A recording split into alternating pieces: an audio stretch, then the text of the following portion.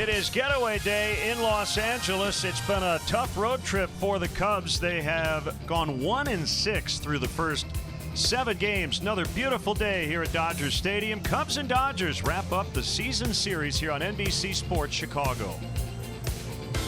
Great to have you with us today, Jim DeShays and Len Casper, and it has been a real rough road trip, although the Cubs are getting some interesting individual performances offensively. Yeah, being glasses half full kind of guys, we'll focus on the positive for this somewhat dreary road trip. Javier Baez, he has just pounded Dodger pitching this year. On the trip, he's batting .417 with that .833 slugging percentage. Had the big game here the other night with the grand slam, a 2-home run ball game. Ben Zobrist having a resurgent year, has continued his good work, batting .381 on the trip.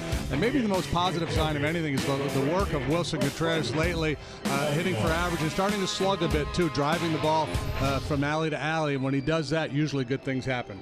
Lefty day on the mound. Jose Quintana will pitch for the Cubs, and it'll be Clayton Kershaw, the future Hall of Famer. Yeah, Quintana last time out against the Reds went 5 innings, allowed 4 runs, suffered the loss. The 4 starts leading into that one, he had a .238 ERA, so he's been on a pretty good roll. Kershaw made the start Saturday at New York. That was coming off the disabled list, only went 3 innings. Likely will be held to 5 innings here today, and then we're going to probably see Walker Buehler coming out of the bullpen. He's a very talented young right-hander.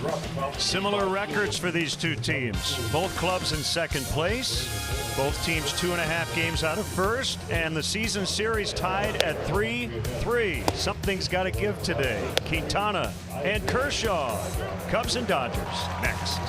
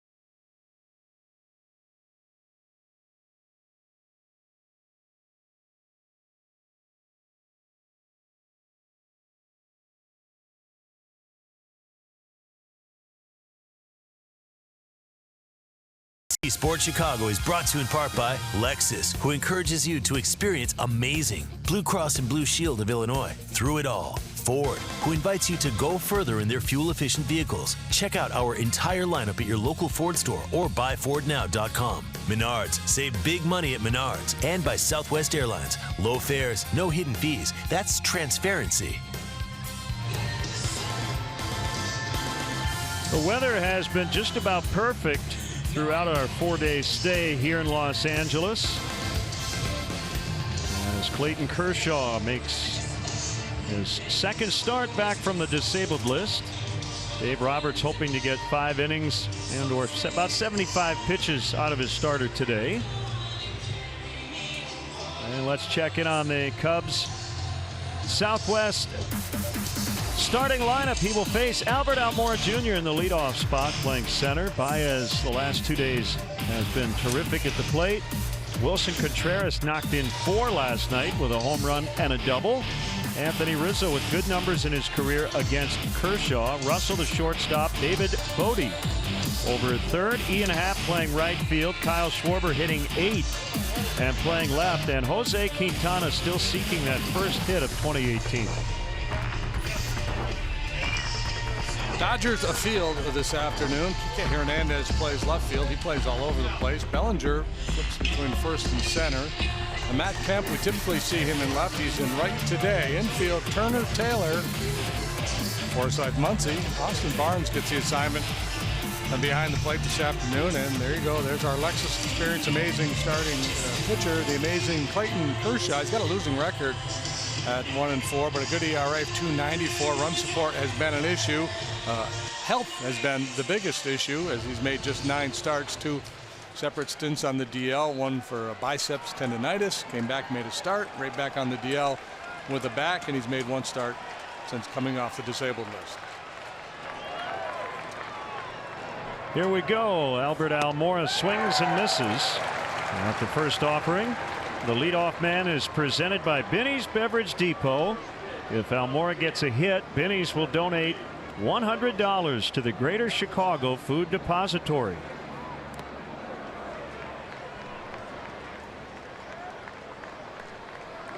.77 degrees as we get started.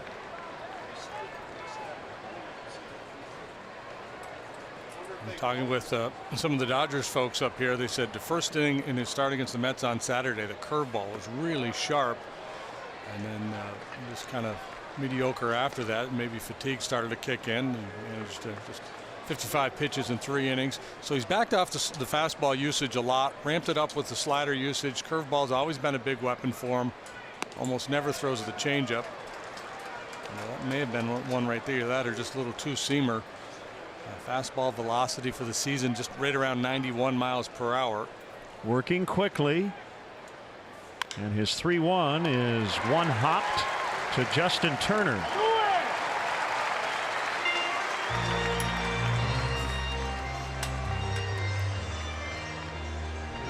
That brings up Baez. Alan Porter will work home plate. Angel Hernandez at first, the crew chief Bill Miller at second, and Todd Titchener's over at third. Last 2 games, Baez 6 for 9, 2 doubles, 2 homers, 5 knocked in, and has had a big road trip.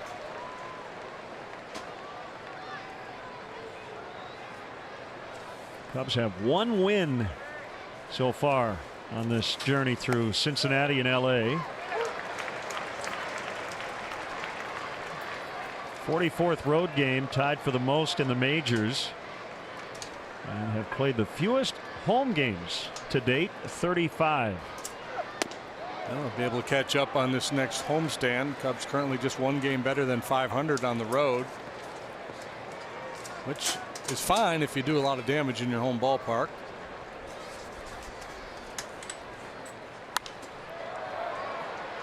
Fouled upstairs off of first. Well, it's game 7. Each team has won 3 in a season series that started last week and will end today.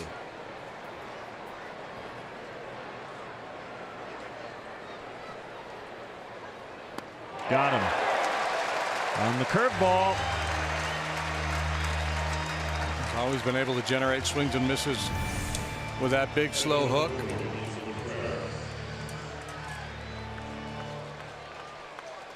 I mentioned the slider usage is way up. He's backed off the fastball, and understandably the velocity has gone down bit by bit over the last 3 or 4 years. Contreras hitting third today. Foul tips. Kershaw's 30 years old, 6'4", 228. 2 DL stints already this year, including one for the back. That has been troublesome the past several seasons. When he was healthy last year, he was terrific. Curve is low. 8 opening day assignments. That's a Dodger record. This season he passed Don Drysdale and Don Sutton, who each made 7.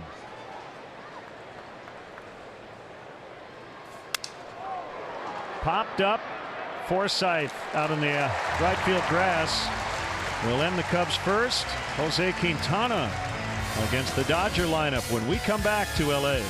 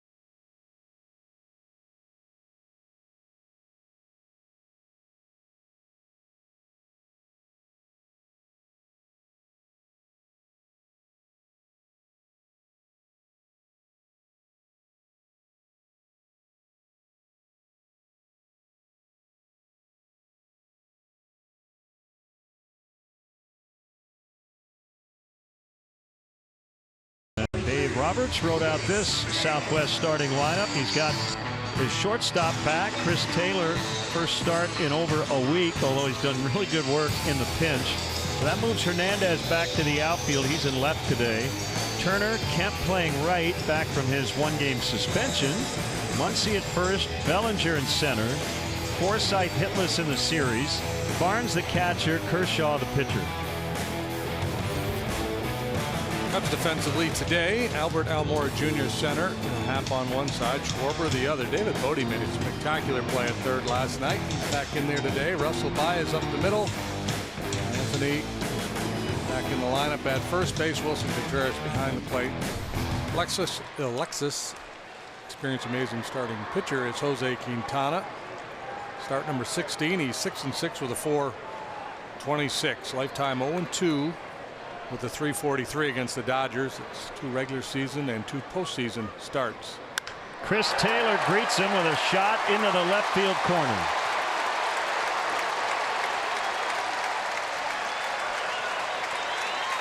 Injured his hamstring 8 days ago at Wrigley Field. It's his first start since, and since that injury knocked him out of action, he's 4 out of 6 with 2 doubles and a home run. Well, on the attack early, Jose Quintana has a reputation of a guy who throws first pitch strikes a high percentage of the time, so he's up there ready to turn it loose. And you see the way he's running. He's protecting that hamstring, the ball all the way into the left field corner, so he knows he doesn't have to sell out to get 2 bases. The Dodgers jumped on Kyle Hendricks for 6 runs in the first 2 innings last night, and then had to hold on late, 7-5. Cornermen in against Kike Hernandez, and a ground ball, and Taylor will dive back to second as Russell throws to first.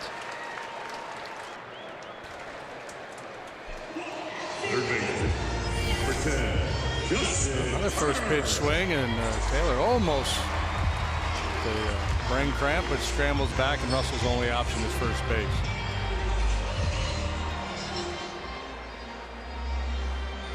Yeah, this early in the game, you don't try to make a heroic play by getting Taylor at second and then not getting an out.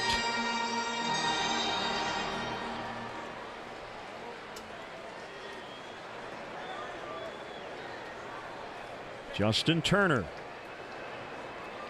reached base 4 times in game 3.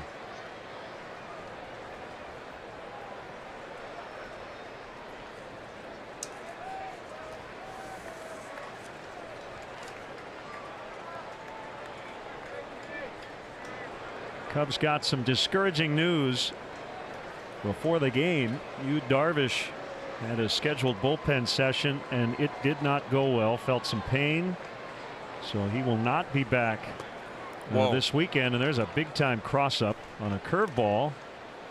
Unfortunately, Contreras kept Taylor at second. Probably would have been a strike. Wilson's thinking high fastball, and it's a sharp curveball. And it was right there.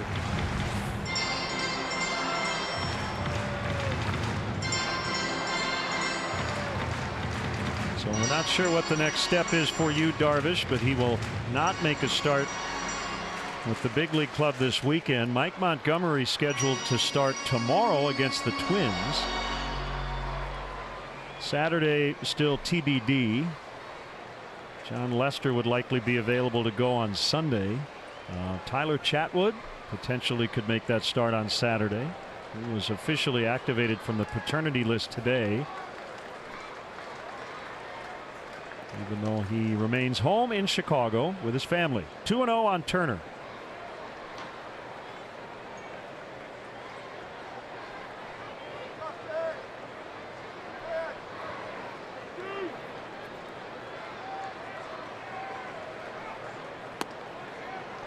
That's a strike. It's 2-1. The Dodgers now are 3 games out in the West after the Diamondbacks shut out the Marlins 4-0 in Miami. Zach Greinke went 7. It's a 3-pitch mix for Quintana. Fastball curve change.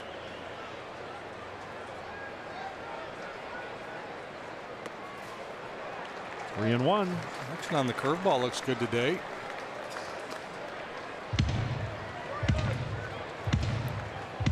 Times I think you'd like to see Quintana throw the changeup a little bit more. It's tough, you know, especially as you try to work your way through a lineup the second and third time, if you're so reliant on 2 pitches. And anytime you see a pitcher's usage of the 2 pitchers combined for over 90%, I think that really plays to the advantage of the hitter.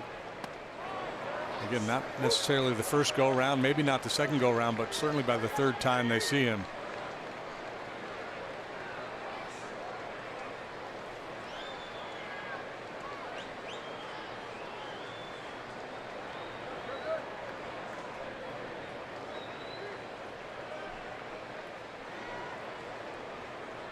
The kick and the 3-2, and Turner golfs it foul to left.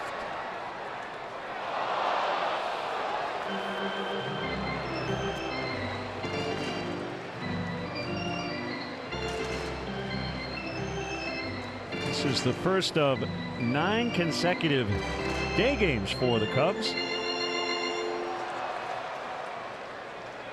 I've got to recalibrate that body clock, JD. Yeah, well, we're just getting used to West Coast time. And then zoom back home and enter into the hot zone. Ball 4. Well, this is a 2 o'clock Chicago start, so helps us get back into the flow. And a 4 o'clock Chicago start at Wrigley Field tomorrow. Should be interesting. Here's Matt Kemp. He watched the Dodgers 7-5 win from his couch last night. Served a 1-game suspension for his role in A bench clearing incident against the Rangers earlier this month.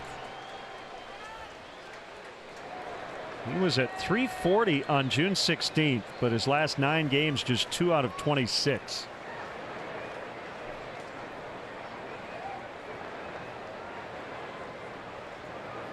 First pitch swinging, and a liner to Schwarber for the out. 2 down. It'll bring up Max Muncy. First base number 13, Max Muncy. So we got a double, a walk, and 2 outs on just 10 pitches. Hyper aggressive Dodger lineup, and that's not really their DNA. They typically take a lot of walks. This guy in particular. Almost 20% of his plate appearances end in a walk. He homered last night. And he does that a fair bit too. Yes, 16 on the season. The Dodgers have 6 players with at least 10 home runs. Taylor has 9. And Corey Seager, arguably their most talented player, is out for the year. Turner missed 40 games, so he only has 3.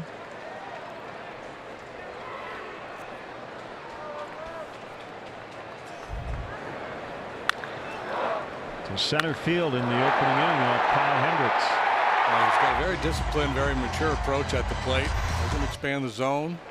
And when he gets one to his liking, he takes a pretty big rip at it.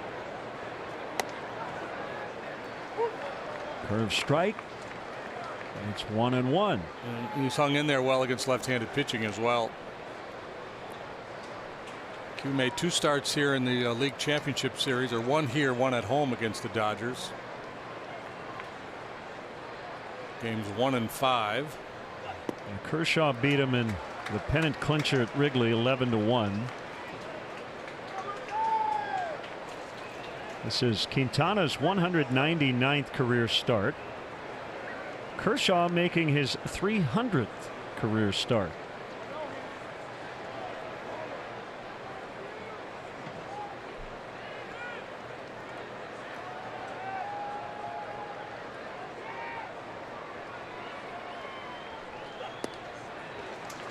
Behind Muncy 3-1 with Bellinger waiting on deck.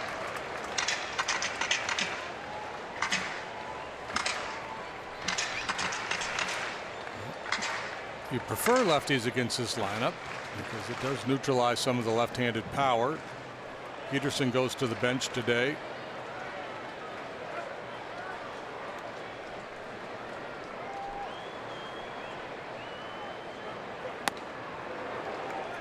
Oof.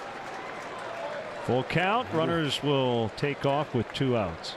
He must have been guessing ball there on 3-1 because power hitter, 3-1 heater right there. You expect him to turn it loose.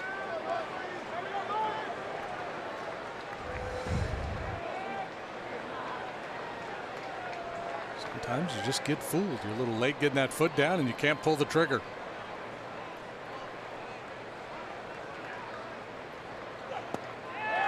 And we're now loaded. That's 10 walks for Muncy against Cubs pitching in 7 games. Time for our Old Dominion and bringing their best. The Dodgers really banged up. Just something wasn't quite right with them their first 42 games, but it has clicked their last 37. They're 27-10.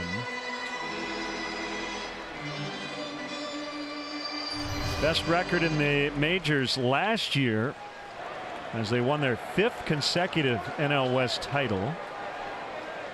They had a 43-7 stretch at one point in 2017, so they're used to getting hot and staying hot. At some point, I'm going to have to go back through the scorebook and see how many bases loaded situations the Cubs have faced on this road trip, because there's been a bunch of them. Reds capitalized, hit a couple grand slams.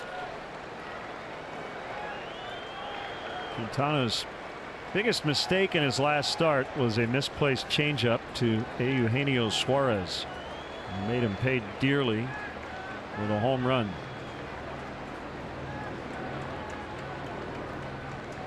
It's kind of been the story for him this year, hasn't it? He's had few starts where runs have scored after he's left the game. He's had a few where he's been lights out for 3 or 4 and then one big inning. Yeah, that's what I was talking about, the pitch usage. It's later in the game, third time through the batting order.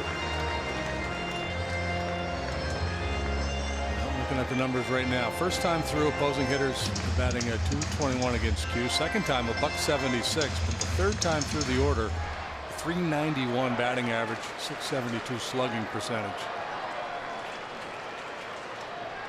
Facing a dangerous hitter, Bellinger's in a hot stretch.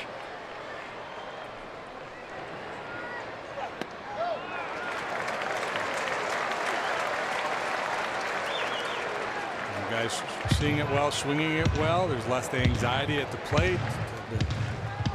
Be less inclined to expand their strike zone.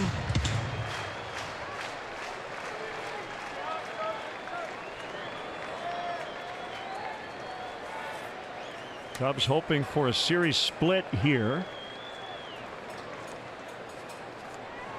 As Quintana tries to get out of the first, and he will as Baez makes the play.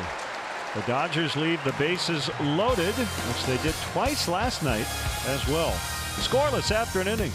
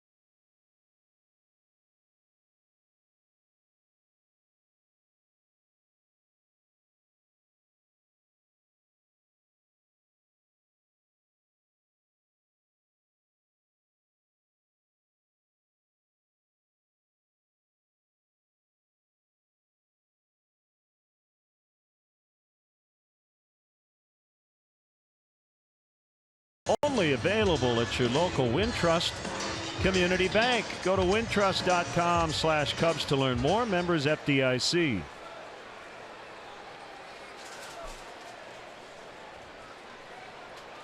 Well, starters with a scoreless first. Kershaw faced 3 batters. Quintana 6.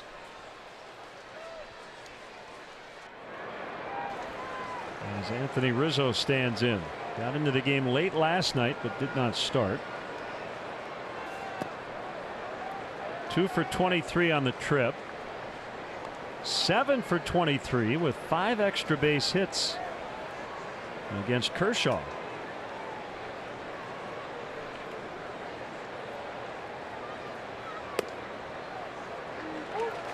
How do you describe this delivery from Kershaw? Yeah, and we saw it from Jansen last night, his former battery mate way back in the day, who's now the closer. It's that up and then straight down and then glides, although he's at a little elevation. Sometimes he'll just glide that foot down the mound, but this time watch, he'll go down and then back up a little bit. I say he's trying to tweak his delivery a little bit to take a little pressure off of his back. And Rizzo gets him again. And he's going to try to make 2, and he's going to be out. So a little overly aggressive to start the second. A single. And he's thrown out 9-5. That was Turner applying the tag. Yeah, you know, struggling team, and I think he's just trying to jumpstart everything with an aggressive play here. But if he had to do it all over again, he would have dropped anchor at first base, obviously, and maybe a little bit of a scouting report go too with Kemp out there. Doesn't have the best reputation, although he has played better defensively this year. Ooh, that foot might have snuck in there before the tag was applied. No challenge coming from the Cubs. And it's Addison Russell taking low on a fastball. Yeah, I think he just got him. So that foot got in. Yeah, right I think there. Yeah.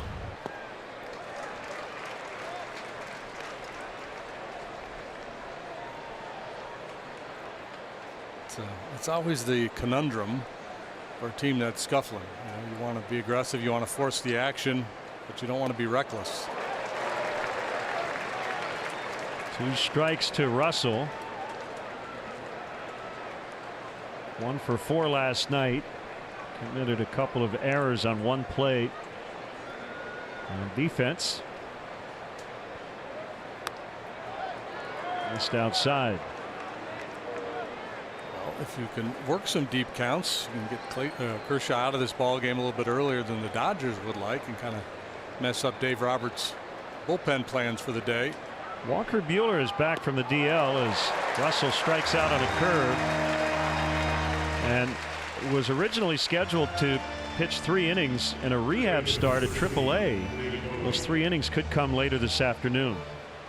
Yeah, I think his plan, it's almost like an exhibition game in spring training where, okay, you're going to give us the first 5 if you can get there. If not, we'll just get 4 out of you, and then we'll hand it to Buehler. He's going to give us 2 or 3. Kershaw's last start was supposed to be a rehab outing, but instead he made it in the big leagues against the Mets.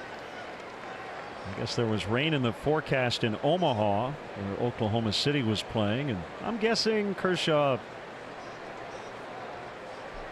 kind of at least supported, if not pushed the envelope to make that start in New York instead of in the minor leagues. I don't want to fly to Omaha if I'm not going to pitch. I'm already with the team.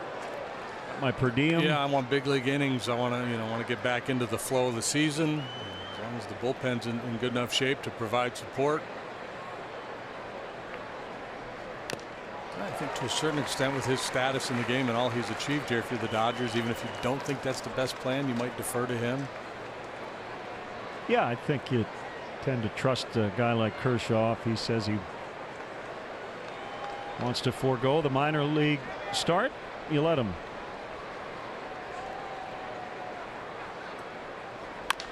Bodie bounces past the mound, and he's going to reach as Taylor bobbled. Should be an infield hit for Bodie. Well, they're going to charge Taylor with an error. Put E6 in my book.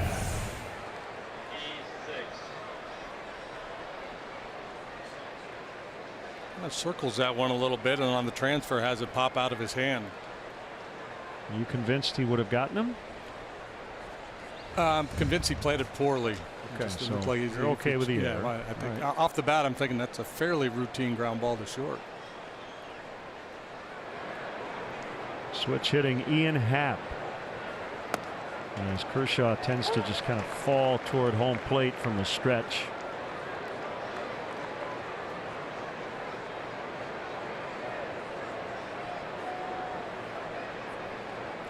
I love that. It's very distinctive. Yeah. Easy to mimic.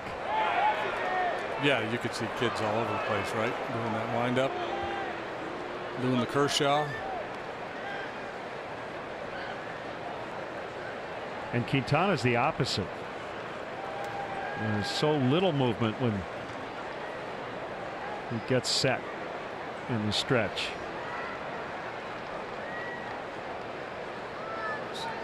I always see a bowler there. That's what I was thinking when I see him come set.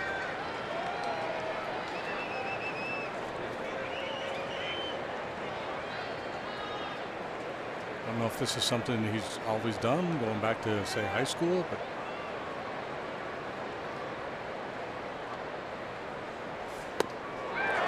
I can't see any reason why you would do that. Right? There's no advantage mechanically or anything else. It's just something that Maybe it helps him stand tall.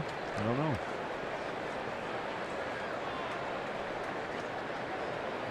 I'm guessing it's just something he started doing and felt good. And maybe a little stretch.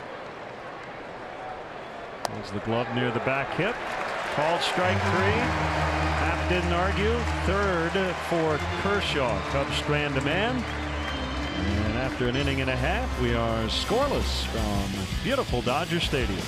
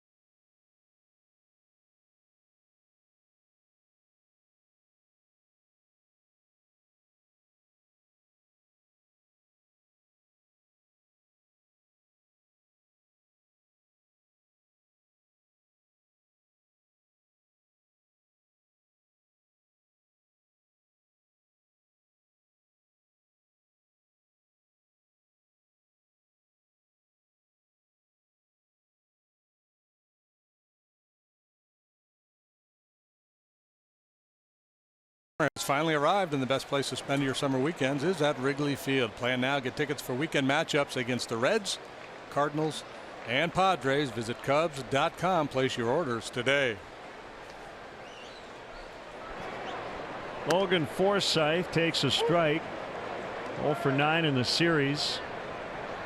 And 0 for his last 17. Batting average down at .212. Dodgers doing a lot of first pitch swinging in the first. That's not part of Forsythe's game plan usually.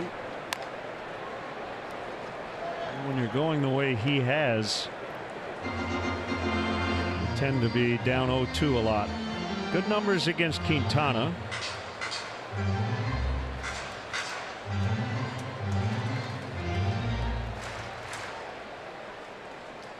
Austin Barnes on deck. Here's the pitch. 1-2.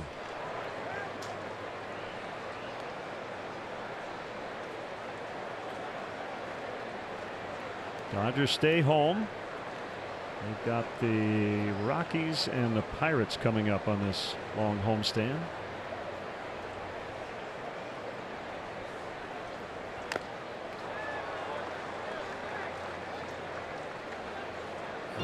Pitch there. Forsythe spoiled it. Two-seamer right over the outside corner. The Dodgers don't leave Southern California through the rest of the first half. Their last road trip will be at Anaheim and San Diego. And we're back in California on the Cubs' next trip. San Francisco and SD.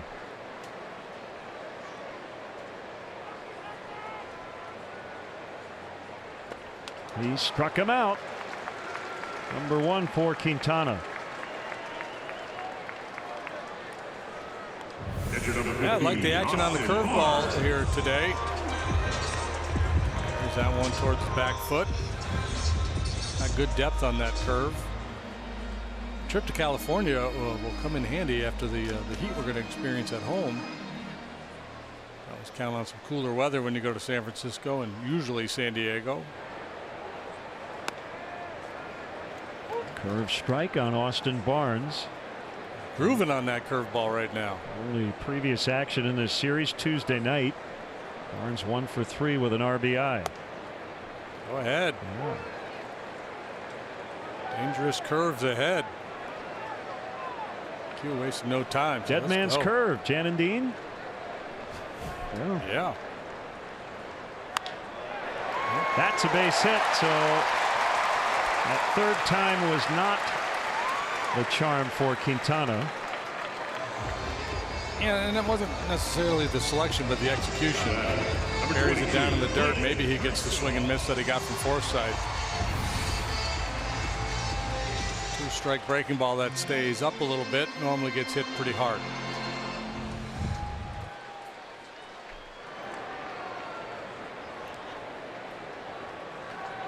Shaw can swing it a little bit. So dead man's curve is on Sunset. It's right out here. Part of it is anyway.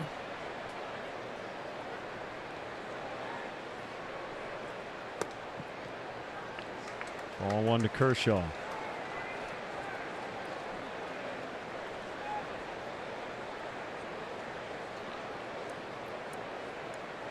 Quintana from Colombia.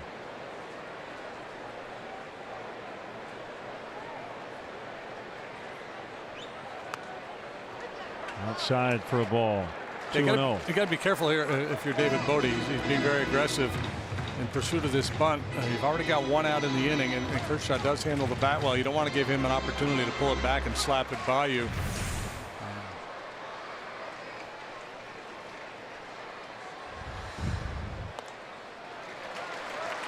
What his intention is, and Quintana's job obviously is throw a strike.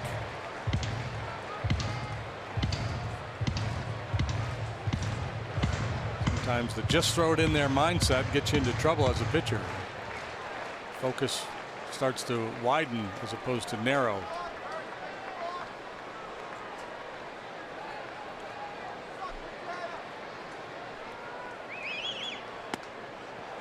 Ball 4.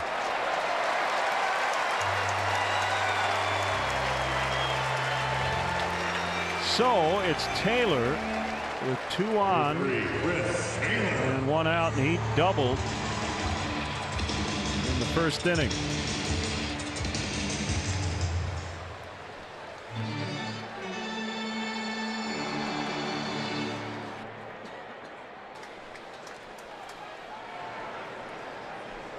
Jumped on the first pitch that Quintana threw this afternoon and whacked it into the left field corner.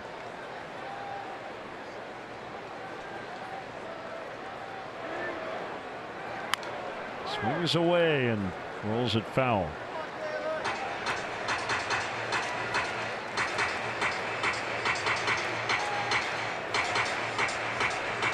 The only Cubs win on this trip came Tuesday night. John Lester grabbed his 10th victory of the year. He went 5 innings, allowed 2 runs. Cubs have not had a starter go beyond 5 in this series. They've had 1 starter complete 6 innings on the trip. That was Mike Montgomery on Sunday in Cincinnati.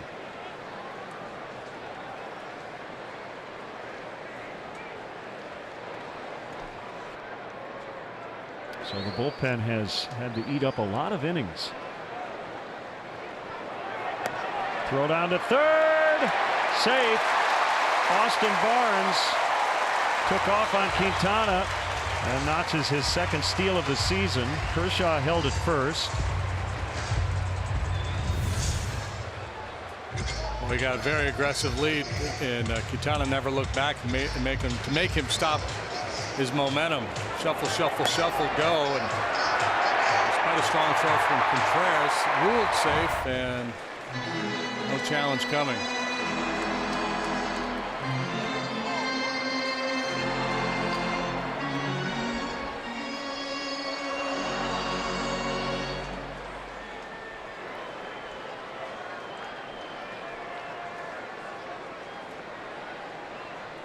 So first and third.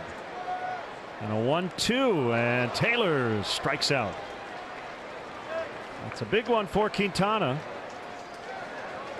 Number 14, PJ Hernandez. I mean, does bury the breaking ball down in the dirt, gets the chase from Taylor. Both of his strikeouts coming on that good curveball.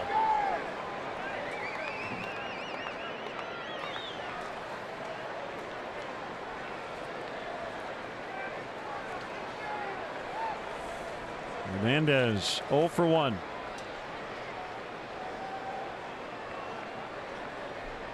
Three homers over his last 4 games. And looks at ball 1. He's playing left field today. Filled in at short for Taylor over the past week.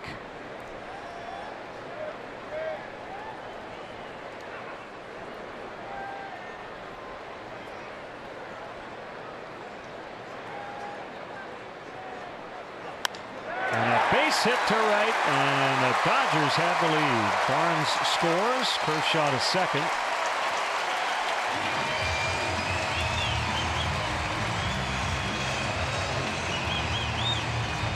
Dodgers rely heavily on the home run, but a good bit of hitting here for Hernandez with a man on third base. Base hit is all you need. He delivers a solid line drive the other way.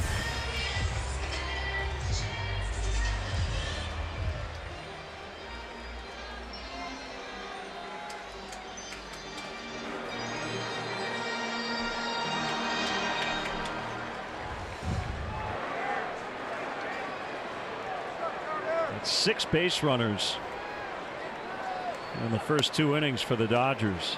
A strike to Turner.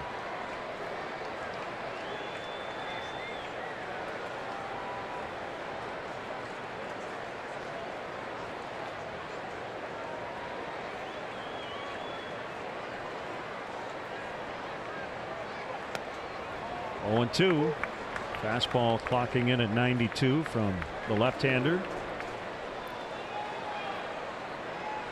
That's the first earned run he has allowed against the Dodgers in his career in the regular season. He had a start in 2014 with the White Sox here at Dodger Stadium, in which he gave up 5 runs, but they were all unearned.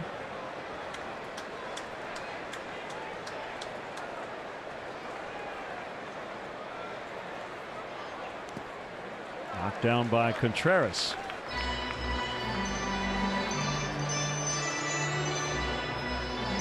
One of those guys who's just very annoying to pitch against. He's tight to the plate. He has power. Just doesn't chase very much.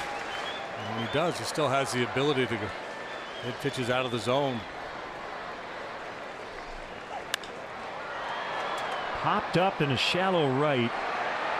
And it'll be Baez in fair territory to make the grab.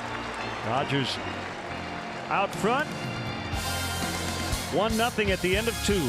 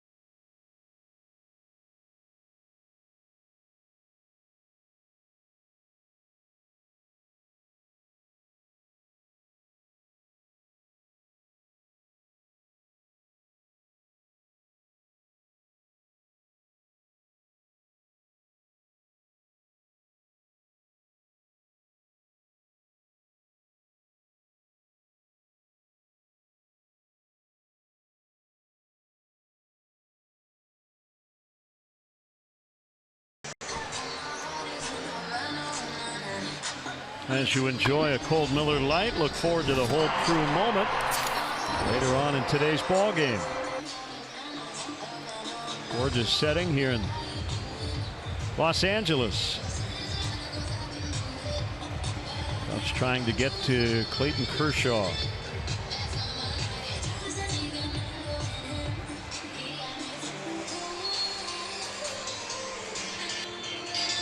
The Cubs offer baseball summer camps presented by ATI Physical Therapy and Ideal Industries.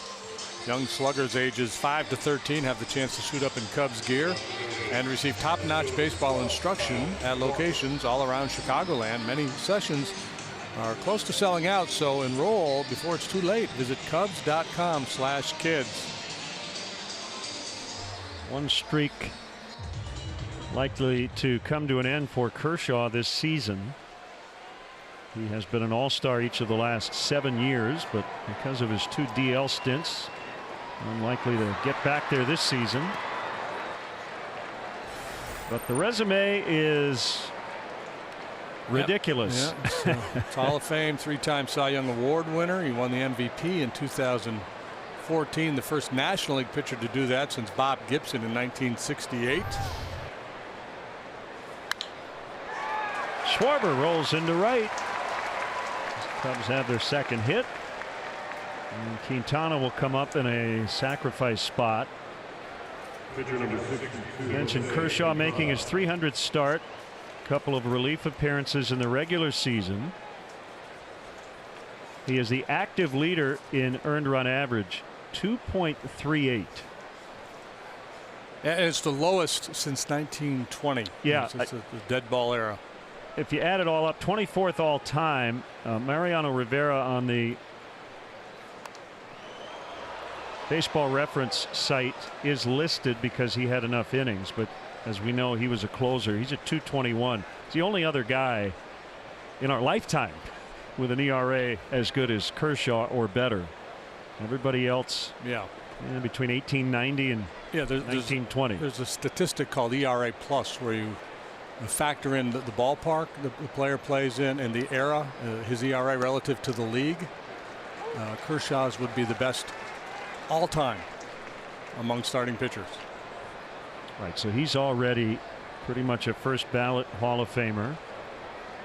You'll get into some pretty heated discussions with some older baseball fans who watched or faced Sandy Koufax in terms of who the better Dodger left-hander is.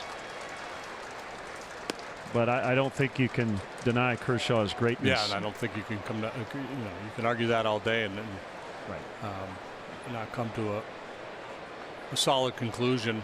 Well, the problem with that debate is that it comes off as criticizing one when you're not. Right? You're saying both are all-time greats.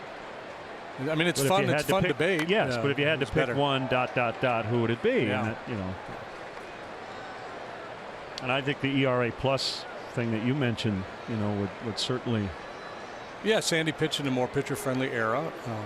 He had a stretch of just unbelievable dominance. His career was cut short by injury. The overall body of work, he might come down on the side of Kershaw. Throw to second in time. Throw to first. They get 2. That is a 1-6-3 double play. Starting to feel like one of those Murphy's Law days. Whatever can go wrong does go wrong.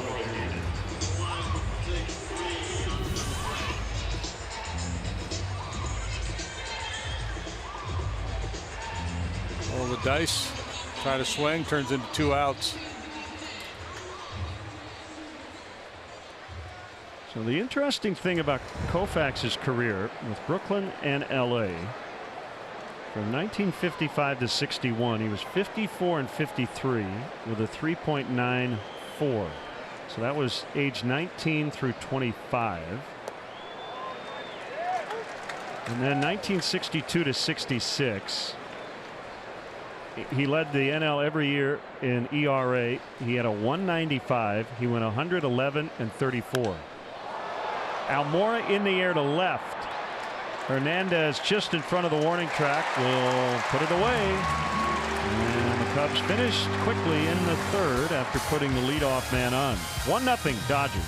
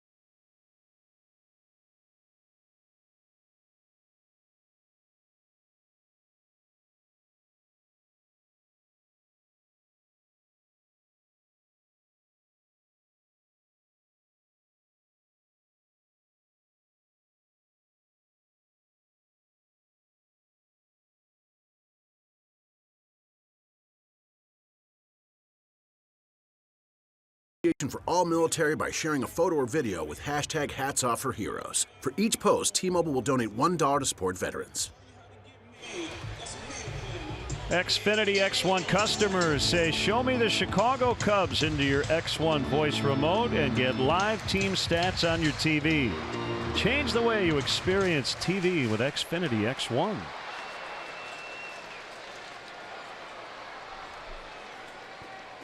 Matt Kemp looks at a strike. 1-0 Dodgers, bottom 3. Quintana trying to settle in. A lot of traffic early.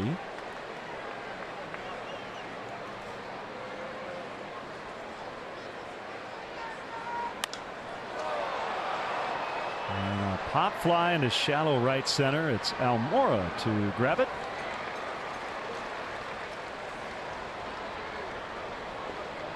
The 13, Max.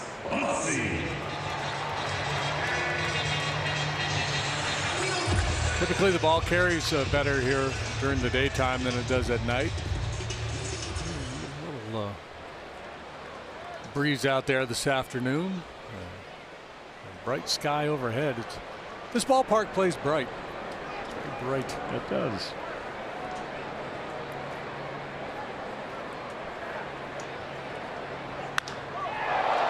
Drive deep left. Schwarber, no room. It's gone.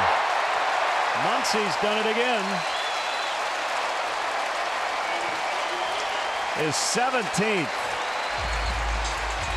Guy's making a pretty compelling case to be an all-star.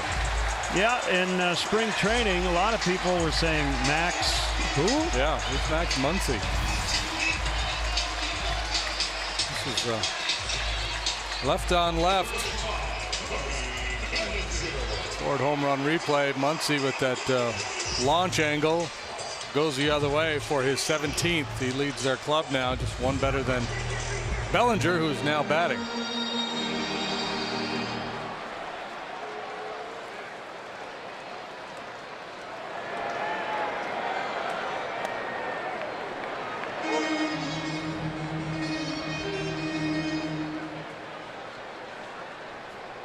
Strike to Bellinger.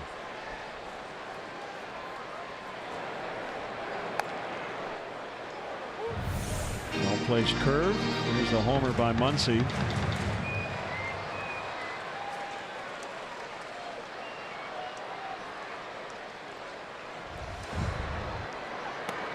Strike 3 called.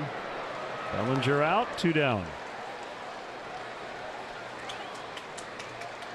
Got number 3 for Quintana.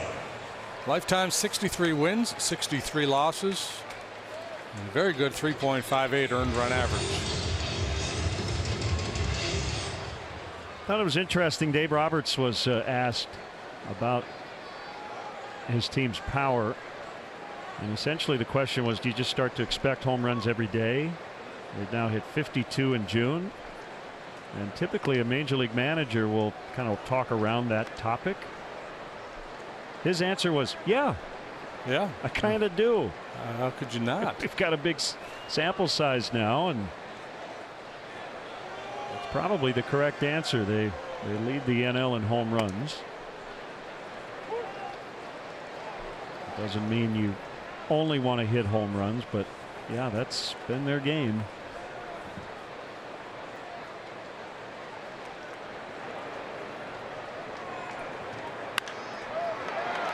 Diving stop. Bodie got him. Very nice. To end the inning. Excellent defensive play by a good glove man who can play multiple positions. It's 2-0 Dodgers as we head to the 4th.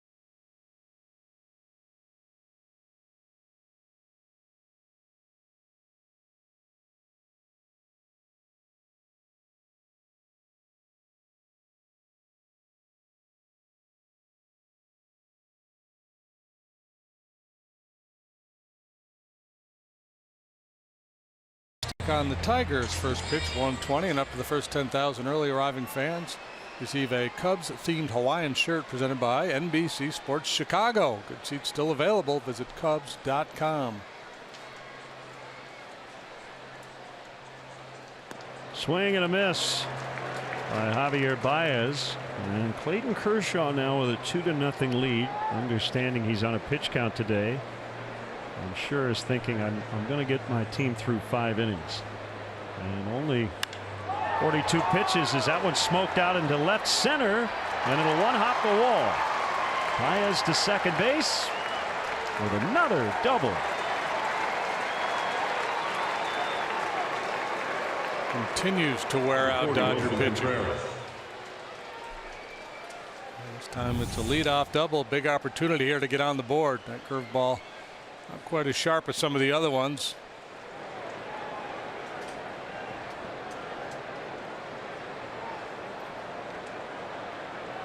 Now Wilson Contreras.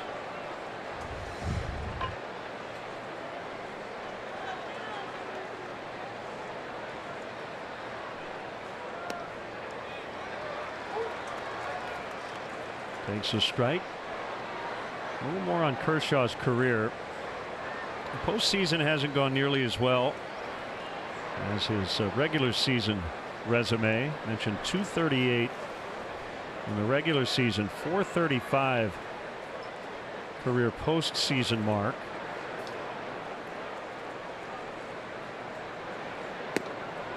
He came into today's start with a 294 this season. That's the highest since his rookie year when he put up a 426. He's been under 3 since. That was 2008. What do you got on Jeff Pfeffer with 7 Fs or whatever? There's 2 Jeff Pfeffers, I believe, in the history of our fine game. High in the air to left. Hernandez froze immediately and then came way in.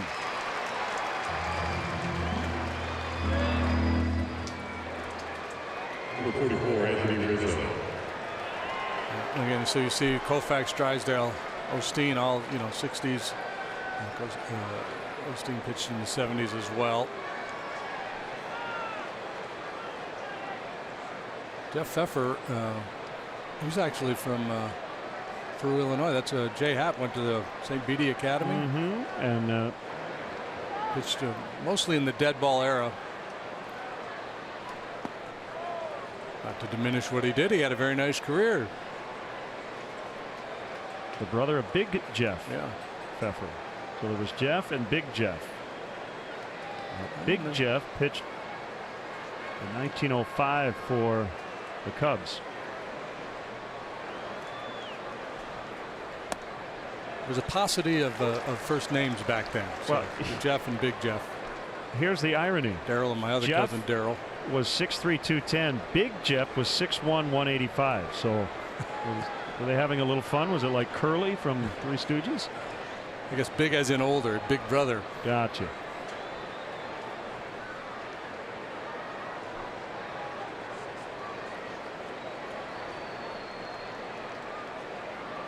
One and one to Rizzo. And a ground ball softly hit. It'll be cut off by the shortstop Taylor. Baez at third, 2 outs.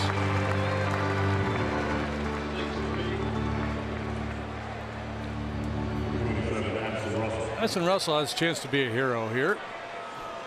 Don't waste that lead double.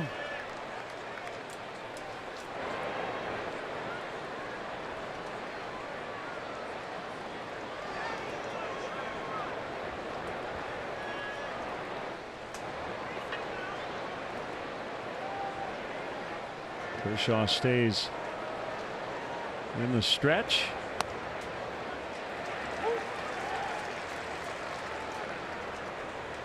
Well, he does the slow hands over the head thing. I almost wonder if Baez is going to take off right there.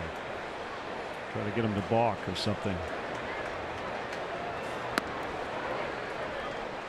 He's thinking about it, and if he got to 2 strikes, he might try it. Yeah, Baez might get a face full of baseball too if you. Not only coming down that line is Javi a real smart base runner, but his body language when he stands at third base is, I think, better than any base runners in the game as he scores. And the body language typically is, I'm going to find every possible way I can to get to home plate. And here it's via the Russell base hit, 2-1. Yeah, so that's a big knock there. Picking up his mates with a 2-out RBI.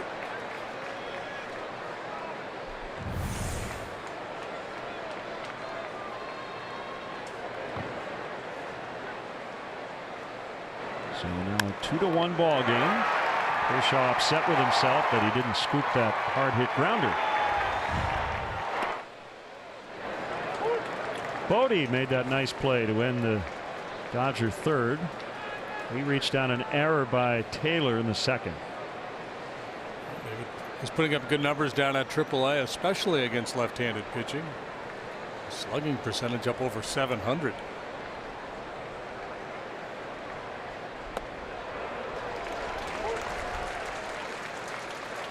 Over the season, 12 AAA home runs.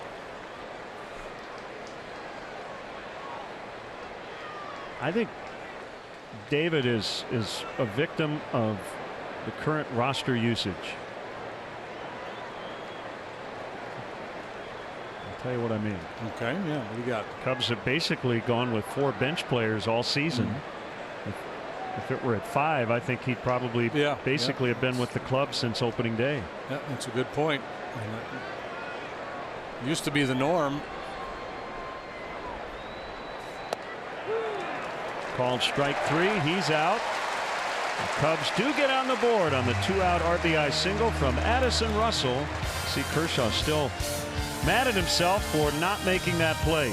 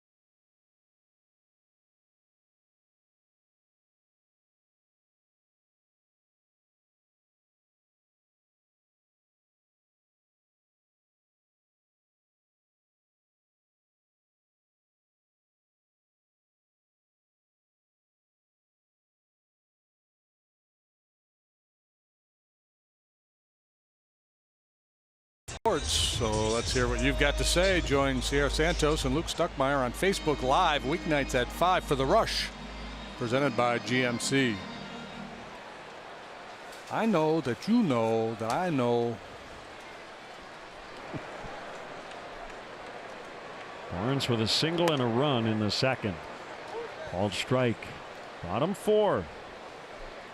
2-1 Dodgers.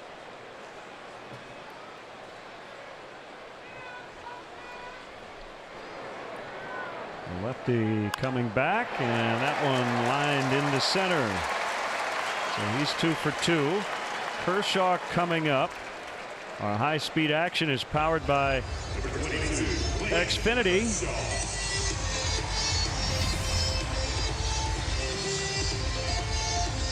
Did Kershaw have a realistic shot at this? It was by him before he really could get the glove down. Ball was hit sharply. To think you can make all those plays. He may have been lamenting the pitch as well as not being able to get leather on it. Yeah. Sometimes you get lead double and get 2 outs and you start to think, okay, man, I'm going to get out of this. Well, in a bunting spot last time, Quintana walked him, and the throw, Baez able to grab it and then tag the bag with a glove. And it's a sacrifice for Kershaw. Baez.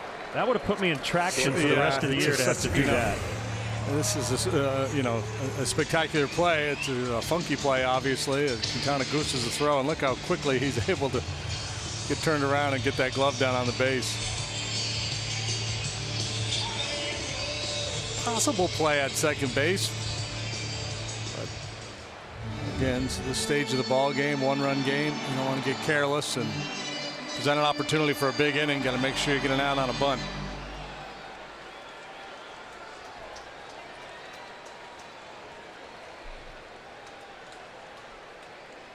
Taylor was last year's version of Max Muncy this year for the Dodgers. Good pitch. I've been up there hacking, and he was sitting on curveball first couple plate appearances. He hit 21 home runs last year. He had previously hit 1 in the big leagues. Over 300 plate appearances. Hit pretty well, but it's caught by Happ. And Barnes not tagging on the play with 1 out. So he's still at second, and it brings up Kike Hernandez. Left fielder, Kike Hernandez.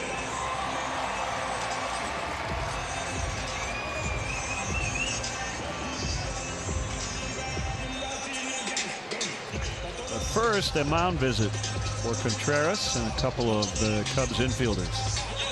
Well, perhaps they want to change the indicator from the man on second base, or at least make sure everybody is on board with what it is, so everybody knows what pitch is going to be delivered. Check out the variety of luxury premier options that Wrigley Field has to offer, like the Dell EMC Legends Suite, which includes an all-inclusive suite experience, and best of all, a visit from a former Cub player. Visit Cubs.com/premier.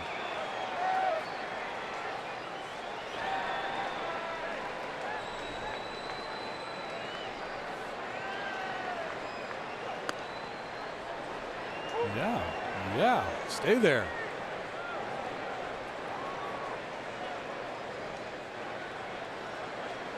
Kyle Hendricks was not at his best by any means last night, but he got pinched a little bit early on in his outing as well. An outing that didn't last very long, just 2 2/3. The thing with these Cubs, the Cubs, the rotation average velocity is near the bottom of the league. So they're mostly finesse guys. You're not getting the edges. Creates a challenge.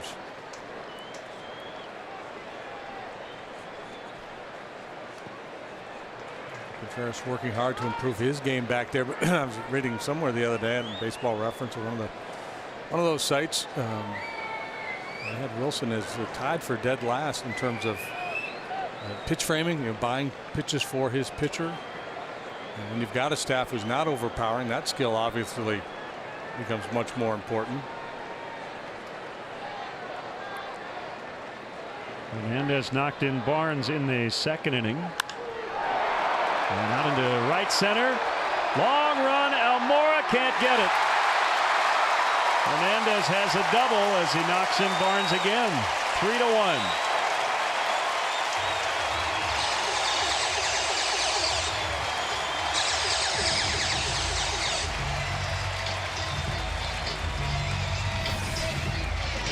Cubs on this road trip running into 2 hot clubs. The Reds, recently getting hot, and the Dodgers have been hot for a good long while now. So much power in this lineup, top to bottom, full of dangerous hitters. Great effort by Almora, but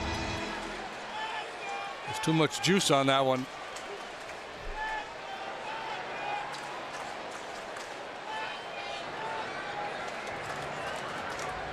So 3-1. Turner got jammed and fouled it away. And they're already going through that lineup for the 3rd time.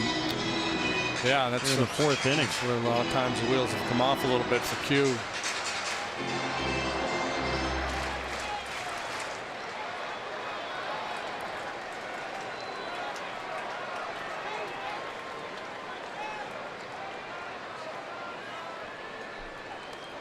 Turner got hit.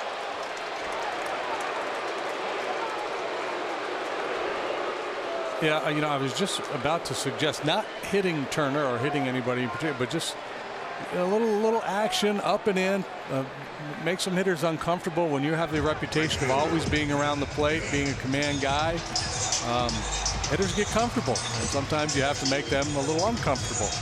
Turner gets hit a lot, 19 times last season. Really crowds the plate.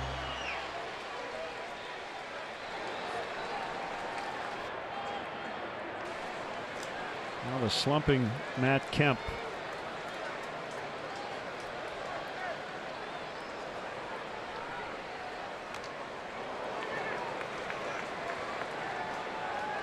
He's been about the only out in their lineup here lately. And he had been leading the league in hitting.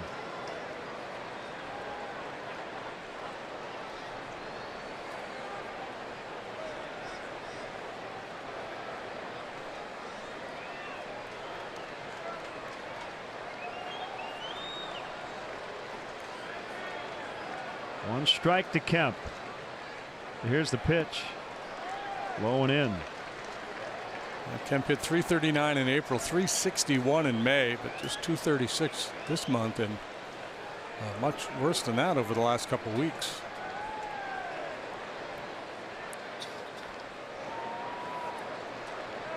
Kemp debuted as a Dodger when he was 21 years old back in 2006. He used to steal a lot of bases. 3 times at least 34 steals.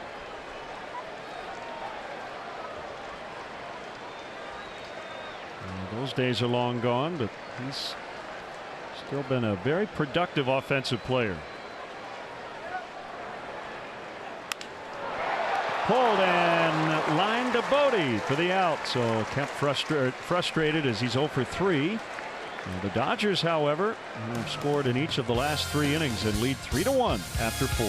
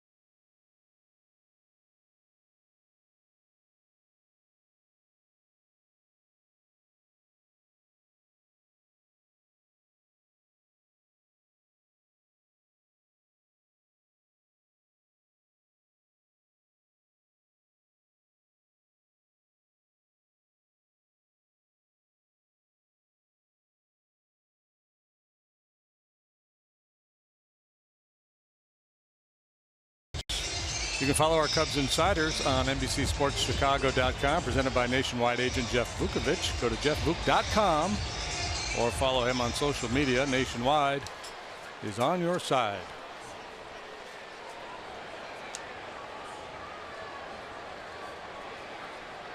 Kershaw at 54 pitches through 4, and the plan was 5. I'll extend him 1 more, depending on how this goes. But we'd like to welcome all our viewers watching on Mediacom in Dubuque, Iowa, on this Thursday afternoon. 1-1 on Ian Happ. One thing about Kershaw's delivery that I think presents problems for the hitters is just the rhythm of his delivery, how there's a lot of slow movements initially and then he explodes towards home plate, especially when he kind of jumps at you and then throws that slow curveball. It can be really disconcerting. He has a straight changeup, almost never throws it. You see how everything's slow, and then gets after it. On the ground at third, and it's foul. A little bit of a where's Waldo thing going on with Ian Happ lately. He's in right today.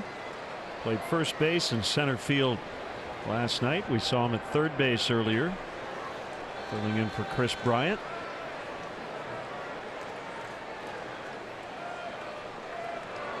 David Bodie played 3 different positions last night.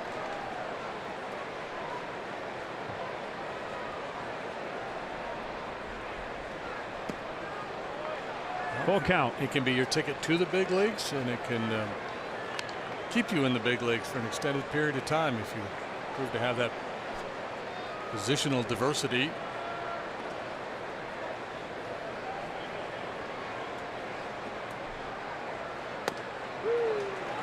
Called strike 3. Painted on the outside corner to get Happ.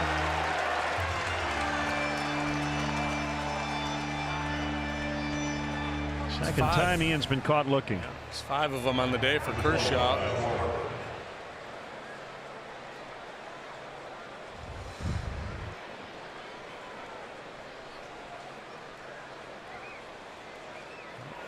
It's ahead of the immortal Dazzy Vance.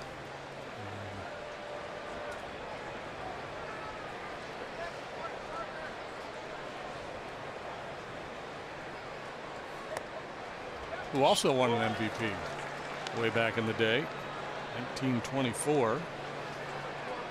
Used to happen more frequently. The Cy Young Award came along in the mid-50s. So prior to that, pitchers were more likely to be voted MVP than they are these days. I mentioned Kershaw got his in 2014. He was the first since Gibson in the National League. And these days, when a pitcher wins an MVP, there's a certain segment of the baseball world that scoffs. I think there's a lot of writers that just won't vote for a pitcher. They think that the Cy Young is a pitcher's award and the MVP is a position player award. And I get that. Right. They think the Cy Young is kind of the MVP of pitchers, which, yeah. Well, what we need to do is we need to open up the Cy Young voting to position players. Chris Jimenez would be a candidate. Right, if you've thrown an inning.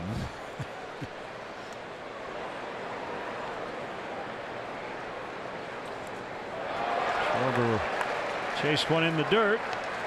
Boy, some throws to first have been a little askew in this game, but first baseman keeping their feet moving. Pitcher. So it's Quintana with 2 outs. It looks like Buehler's starting to, there he is. Walker Buehler, the young right-hander. Yeah, do you think when they call to the pen, they say Buehler? Absolutely. Buehler. We need to get a recording of Ben Stein whenever he comes into the game. Anyone?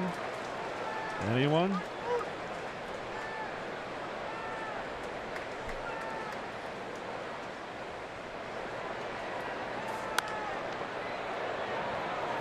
Things looking up for the Dodgers with a return to form here of Kershaw. So the Cubs were hoping to get good news on Darvish today with his bullpen session, but he was shut down early at pain in the triceps. A high chopper to the mound. And Kershaw might ask for another inning. Dodgers 3, Cubs 1 in the 5th.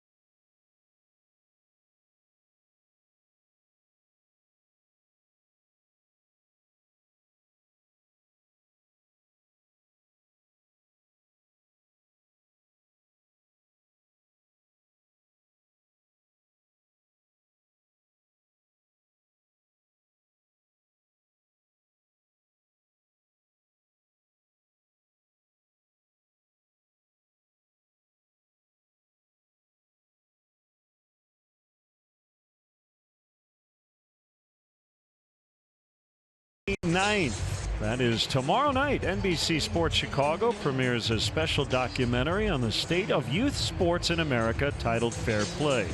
Before they were major leaguers with the Cubs, players like that young man were simply kids being kids, playing all sorts of sports.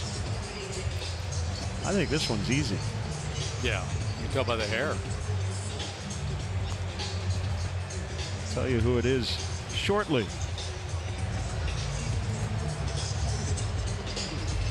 Three to 1 Dodgers. Buehler starting to crank it up. Yeah, they're going to stick with the plan. Yep. So it's 5 and done for Kershaw. And he looked pretty sharp.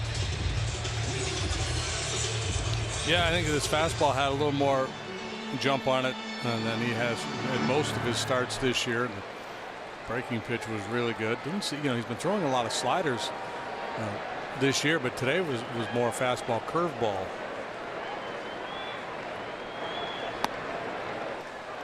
Oh, 0-1 on Muncy. He has walked and homered. Two things he's done a lot this season. They hit 7 solo homers on Sunday in New York to beat the Mets in extras. It's a home run every 10.5 at bats, best ratio in Major League Baseball.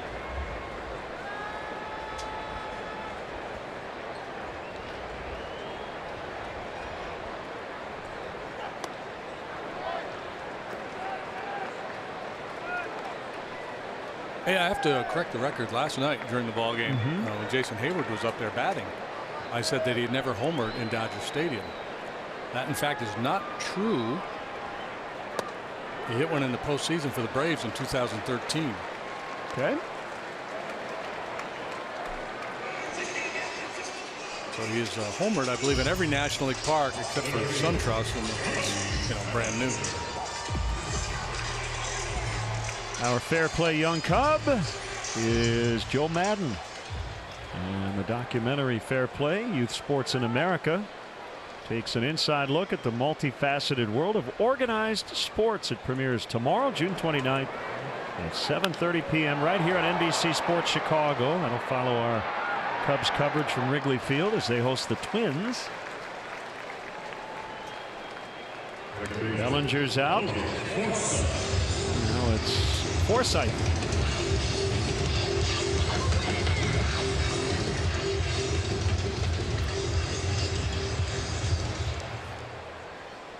After working awfully hard the first couple innings, pitch count starting to get a little bit more in line, where Quintana may be able to get through 6 innings here this afternoon.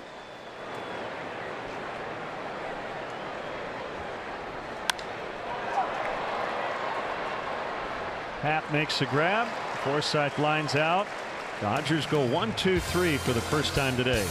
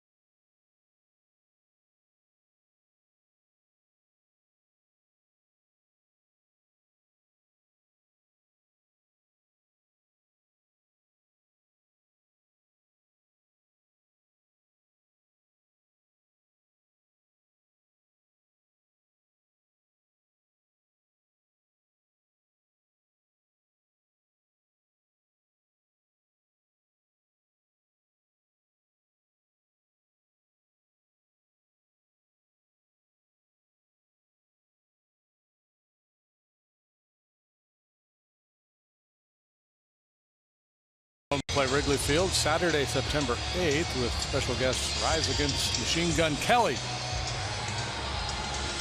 It would be Rise against and Machine Gun Kelly. I can tell you were confused. They didn't capitalize the against. Right. Don't miss out on the final concert of the season at Wrigley Field. Tickets are on sale now at Cubs.com/concerts. Those Rage Against, notes Rise Against, and Machine Gun Kelly. Right. So I know you were thinking, Len, who was the most impressive young pitcher you saw in spring training? Right? Len, who is the most impressive young pitcher you saw in spring training? Walker Buehler. I believe he had a relief outing against the Cubs, in which he faced 7 batters and struck out 5 or 6 with just a dazzling repertoire. First pitch at 98. And that one clobbered out into deep left for Almora, who loves hitting fastballs. 3-2. Take that, Walker Buehler. And it's home run number 4 for Albert Almora Jr. A no doubter into the bleachers here at Dodger Stadium to make this a 1-run game. Target's down and away, but the pitch is middle in and up a little bit. Bad pitch, bad result from Buehler's point of view. Albert's loving it. A moment to enjoy it, and then leisurely jog around the bases. That's our 4th home run replay. Cubs flexing their muscles. Another ball hit well. This will result in an out as Baez lines hard to Kemp. So Buehler activated off the DL. He was on the shelf because of a rib injury. He had a microfracture after getting drilled by a line drive from Trevor Story a little over a month ago. It was 108 miles an hour off the bat. Yeah, apparently he tried to pitch with it and is having a hard time breathing. He's got the quick arm action.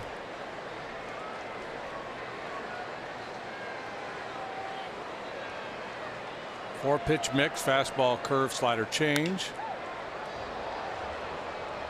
Combined earlier this season on a no-hitter with 3 relievers in Monterrey, Mexico against the Padres.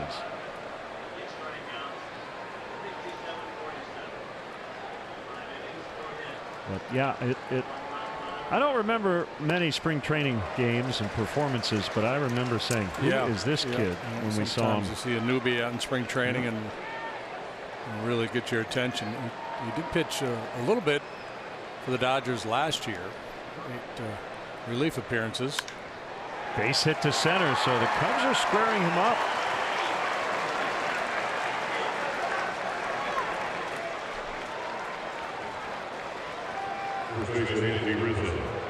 So the 3 innings he was supposed to get today, originally in the minor leagues, he would only get here if he stops giving up hard contact.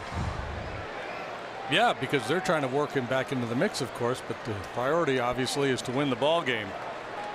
Rizzo bats with a man on, trailing by a run in the 6th inning. Yeah, it looks to me like he's relying heavily on stuff and not so much on location. I'm guessing that was a changeup at 92. He's from Lexington, Kentucky, with the Vanderbilt.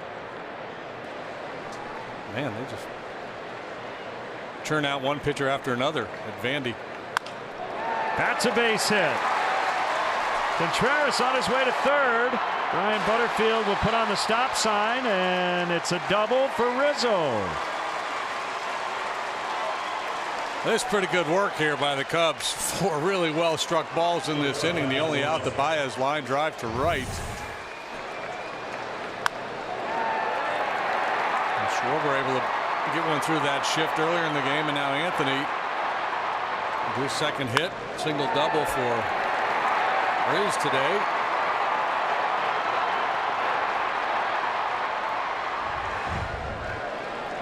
And he had only allowed 38 hits and 51 1/3 as a starter prior to the DL stint. He's given up 3 hits and 4 hard hit balls here in the 6th inning today. 2nd and 3rd. Swing and a miss. Infield, back in the middle, closer on the corners. Yeah, they'll give up the tying run, trying to prevent the go-ahead run from scoring. But if you're Clayton Kershaw, you're like, come on, Davey, bring that infield in. Russell couldn't hold. 0-2. This is the big AB in this inning, with one out and a man at third.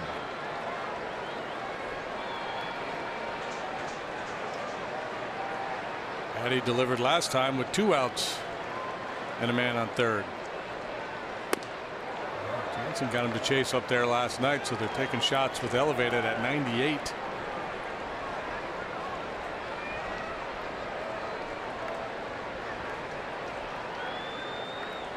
Spread out, use the hands, just try to hit a line drive somewhere.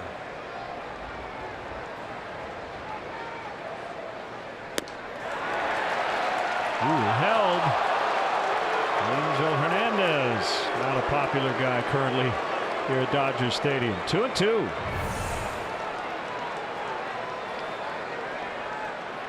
Looks like a break. Yeah, initially I thought no swing. That one looked like a swing, and I think Addy thought he was going to get rung up too.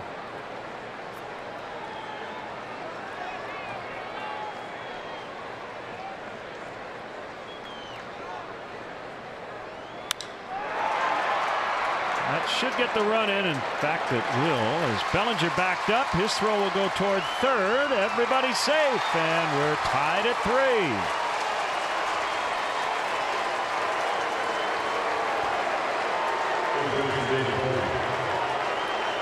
No decision for Kershaw. Second RBI of the day for Addison Russell. Good base running by Contreras, with Rizzo tagging up behind him. You got to make sure you scoot home, just in case they make a play on him. And he did. Contreras was selling it out going down the line. I've seen it every now and then where a guy will, run 3/4 or halfway, and then there's a play made on the trail runner and the run doesn't count. Joe will use Tommy La Stella for Bodie. Rizzo at third. 2 runs in to tie it up, and a swing and a foul tip.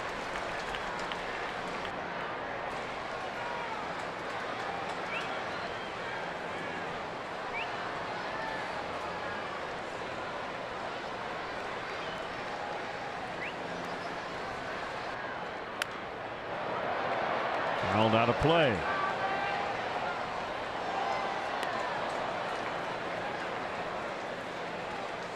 Steve Cishek up in the Cubs bullpen.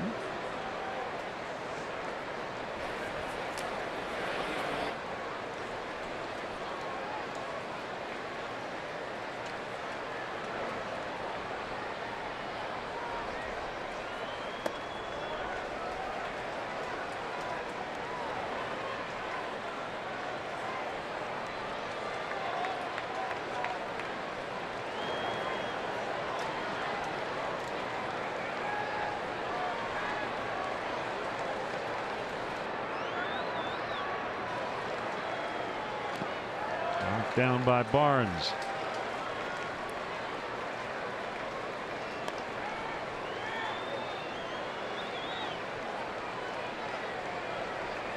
Two on the pinch hitter La Stella.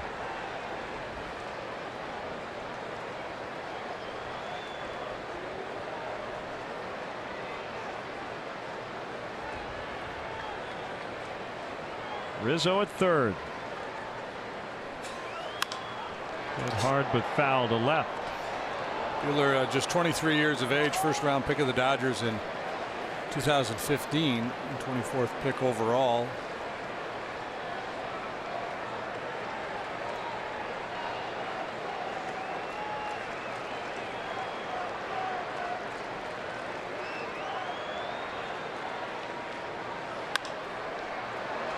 Another one foul to left. Pretty consistently 97, 98 on that fastball, but hasn't missed a ton of bats here in the 6th inning. Hasn't missed the barrel very much. And the Cubs have scored twice to tie it up.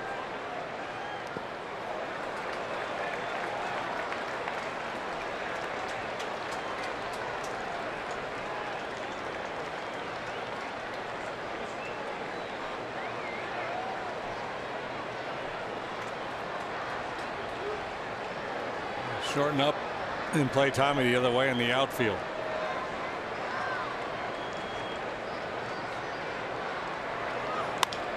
Three-two roller. Knocked down.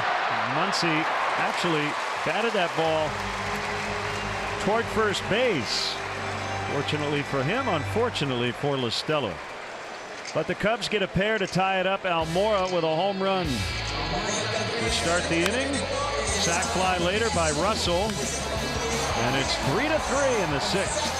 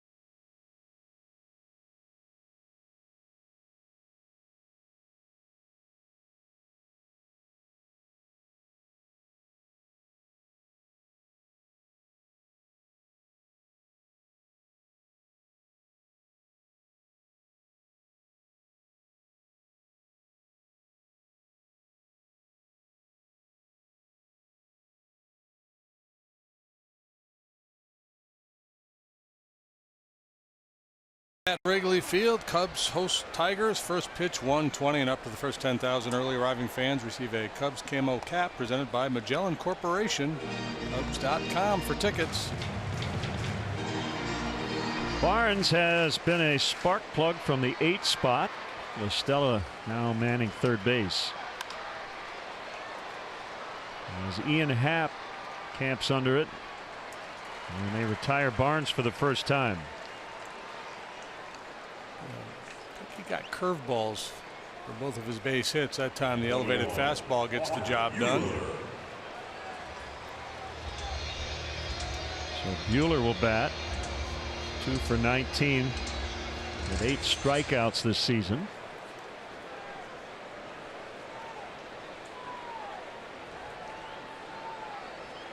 Cishek continues to throw in the Cubs pen. Yeah, it's kind of a batter to batter proposition now, I think. Even though he's only at 76 pitches. Tie ball game here in the 6th. 0-2. Congrats to Alberto Baldonado. Iowa Cubs left-hander has been selected to the Pacific Coast League All-Star team. Marty Peavy, Cubs manager, is headed to the All-Star game as well. And they'll be in Columbus. AAA All-Star game on July 11th. Columbus, Ohio. Home of the Clippers.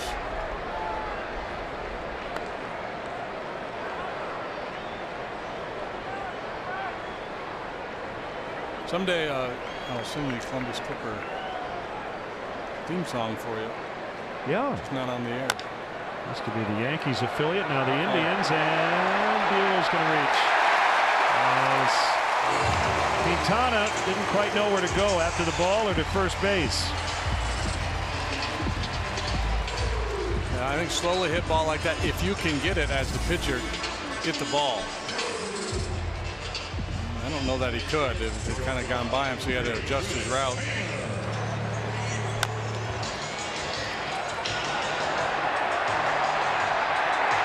That would be the definition of no man's land on a big league infield. And that's going to end his day. Even if he goes straight to the bag there, that's still going to be a very difficult play to convert. Joe will not have him face Chris Taylor for the 4th time.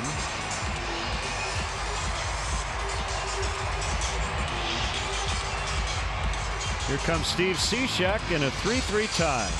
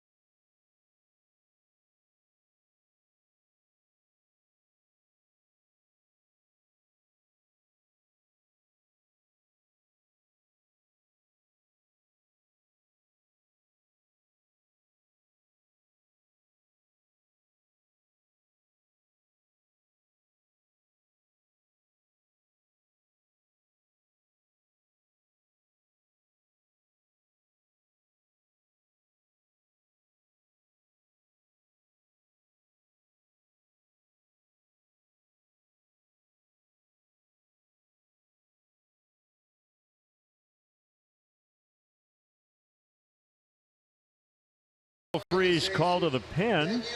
Official external pain relief of the Chicago Cubs. It's Steve Cishek for Quintana. Has appeared in more games than any Cub reliever. This is number 38 for him. And he has pitched to a 1.83 earned run average.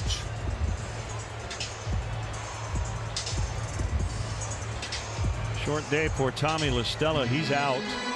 Hayward in to play right. Happ goes from right to third.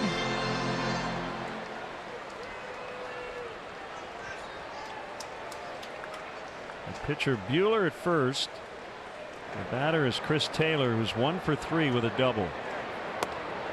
And Cishek slings it in there for ball 1. 92 on the fastball.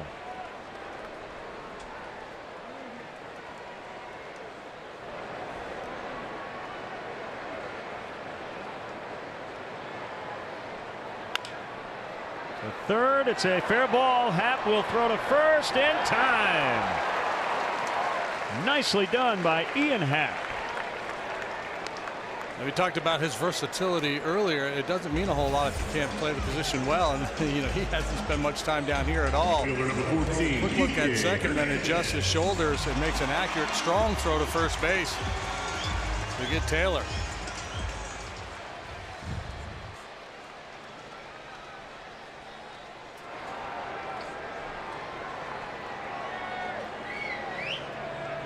Go-ahead run is at second base. The dangerous Kike Hernandez has already knocked in 2 with 2 out hits, single in the second, double in the fourth.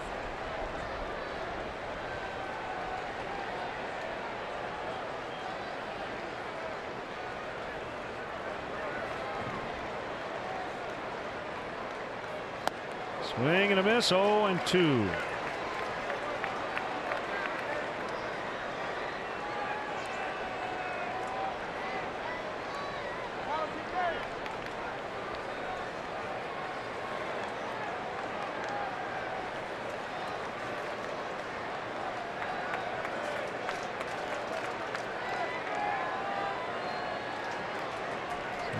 Try to exploit some 2-strike and risp anxiety, and he couldn't, and thought he had him. Hernandez took a tough pitch. Borderline top of the zone. Alan Porter's been pretty generous on the edges today. Cishek likes to go up there every now and then looking for a punch out.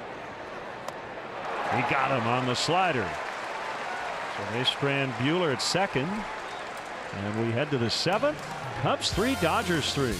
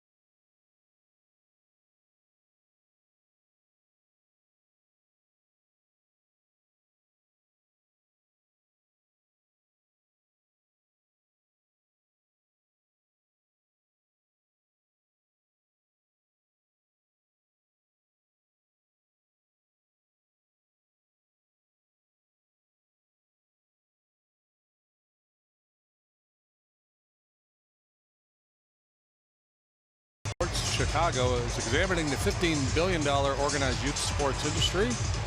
Catch the documentary Fair Play, Youth Sports in America on NBC Sports Chicago tomorrow at 7:30. Let's see if the Cubs can pull off a comeback win today. Trailing 3-1, they tied it with a pair in the 6th off Walker Buehler, who is still in there. And Ian Happ will lead off the 7th. Batting left-handed this time, caught looking twice from the right side against Clayton Kershaw.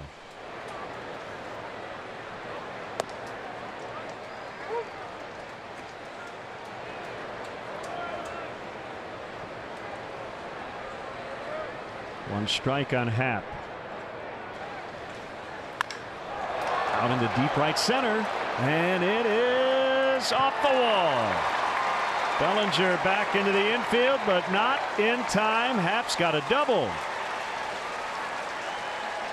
Well, he was ready for that elevated fastball that time, a pitch that can give him trouble.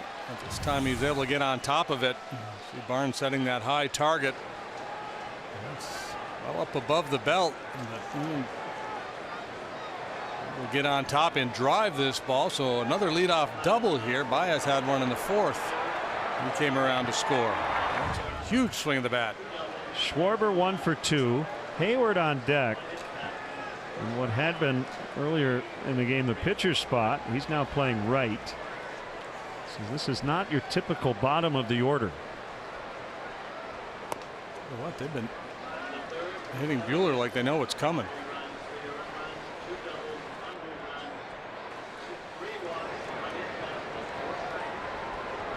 Yeah, this arguably has been the best string of at-bats the Cubs have had on this road trip since he entered the game. A 1-1 count on Schwarber.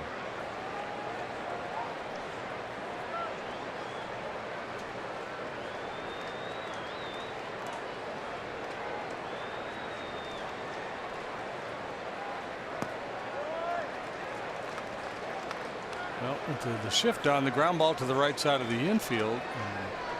Normally not a winning proposition for Kyle. Here it would at least get Happ over to third base.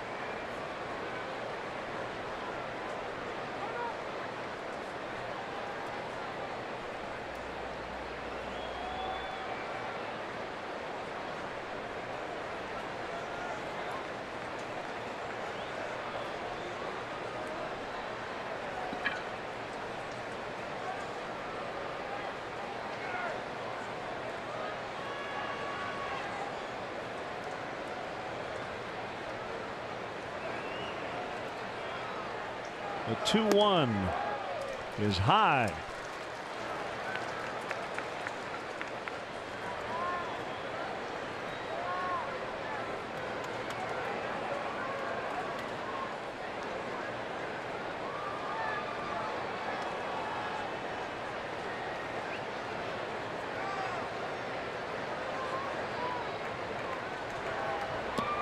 Ball 4.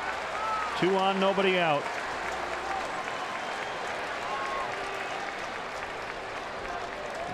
You wouldn't blame Buehler for pitching away from contact, considering how hard he's been hit. And it's Jason Hayward. I'm not sure what the state of the Dodger bullpen is these days in terms of availability, but Jansen's been worked hard lately. He might be down today. I'm not sure how much depth Roberts has at his disposal. There's currently no one throwing. It's kind of what leads me to ponder, who may be up or who's down out there today. Because normally you'd think at this point somebody'd be warming up.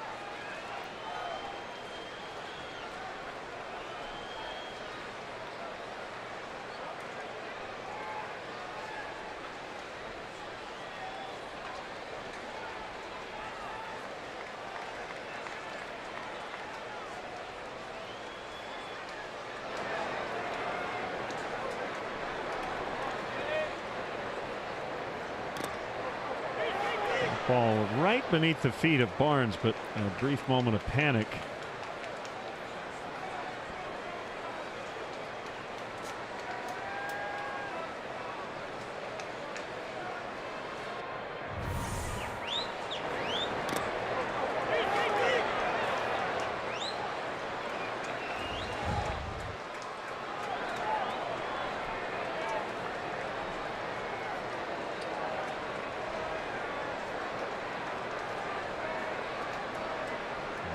Time called. Jason's been really good on fastballs. Buehler's signature pitch, but he does, as I mentioned earlier, throw all 4.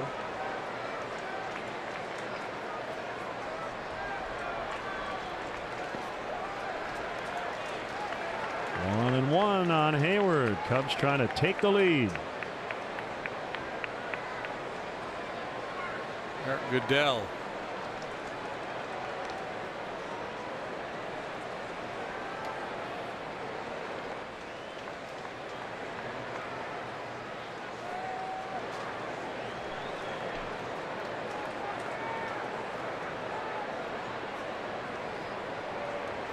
Here's the pitch. It's outside.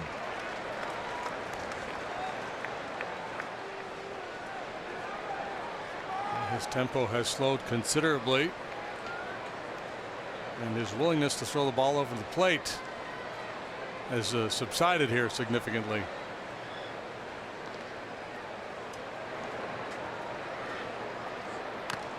Didn't mean to. So Buehler activated today. They placed Josh Fields on the disabled list. He's got a shoulder issue. The Cubs made a roster move today that they had to make. Tyler Chatwood had reached the end of the paternity list stay, so officially activated, and Dylan Maples, who threw 2 scoreless innings last night, heads back to AAA Iowa. We're going to see him again this year, though. Still 2-2.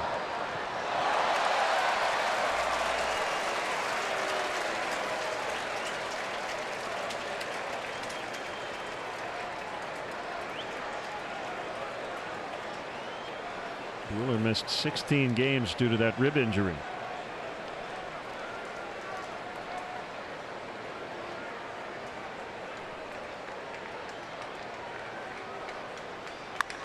Base hit. Cubs are going to take the lead. Happ scores. Hayward dives in with a double. 4-3, and a chance to get a bunch more here.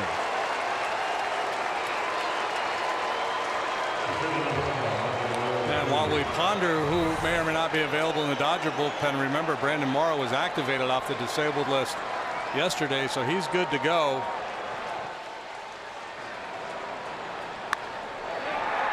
Great work by Hayward.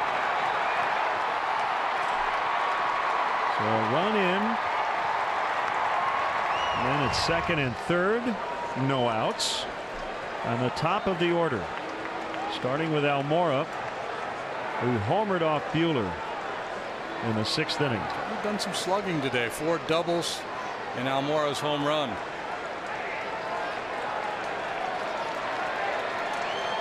Infield in, but Roberts out.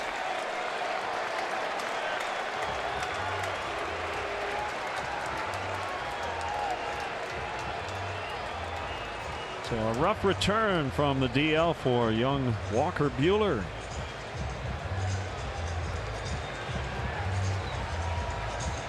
And a pitching change coming up. Eric Goodell coming in. We're right back.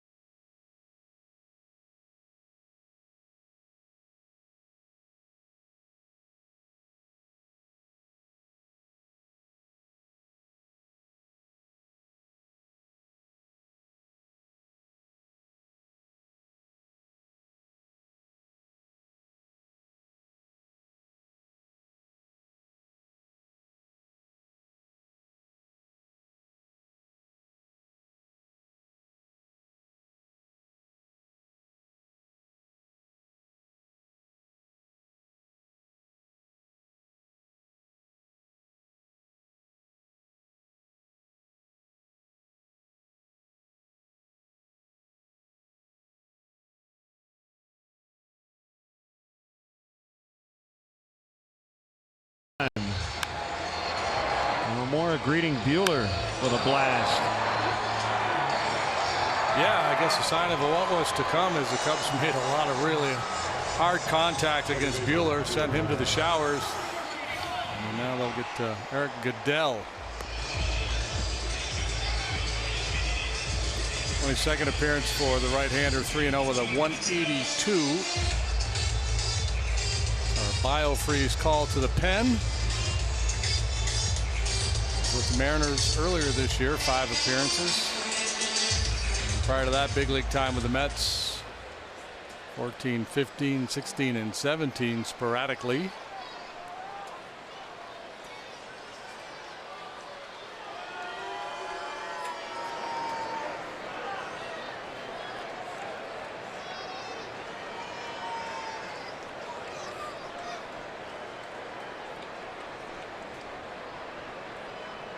Infield not all the way in, about halfway up the middle. 1-0 on Almora. A run in, nobody out, second and third. Dropped a big curveball in there, couldn't find the zone. 92-mile-an-hour heater, curve, and a split finger pitch.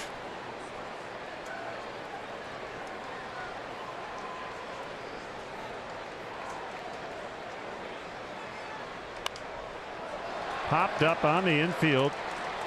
Tough play, Muncy, and he dropped it. Here comes Schwarber. No infield fly.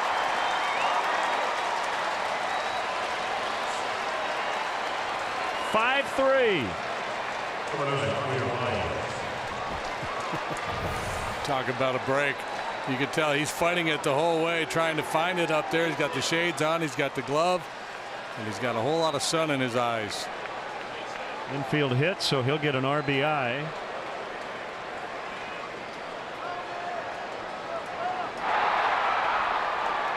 Still nobody out.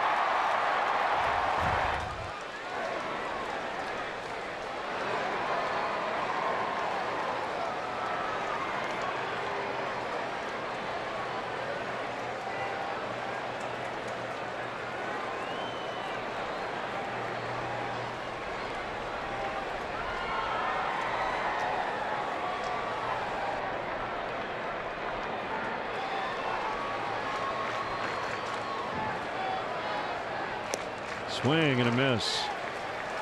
Nasty off-speed pitch.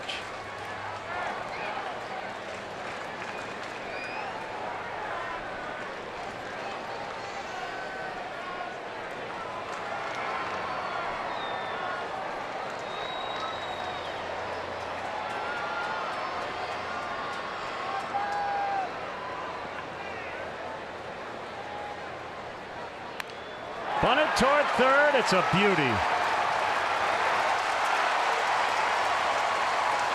Can't do it any better than that. Baez playing the power game and the little game. Yeah, boy. Series. Applying pressure now. The misplay by Muncy, and Baez, who's done so much damage against this Dodger club, drops down a sweetheart of a bunt.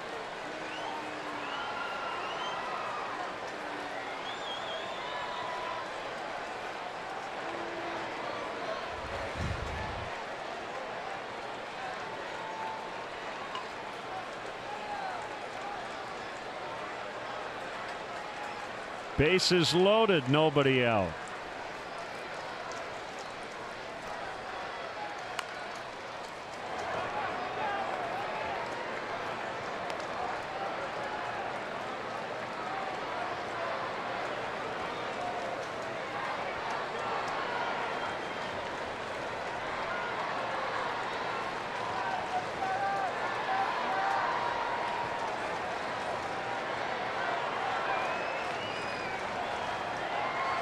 Double, walk, double. Infield pop-up single, bunt single to start this frame. You get too anxious here. Got to find a way to put the ball in play. The Dodgers are staying back in the middle of the diamond, trying to turn two. They'll allow a run to score. They're already down 2 in the 7th. It's kind of pick your poison for Dave Roberts.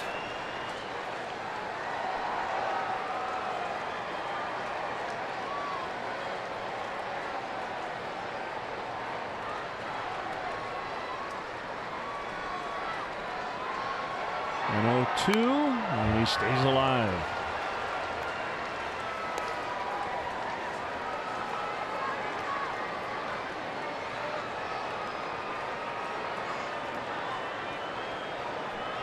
Cubs were pretty happy to see Clayton Kershaw's day end after 5, because the offense all of a sudden has really gotten it going. 4 runs over the last 2 innings. You don't see any more at all in the game is infield crashing before the pitch. That's the first out.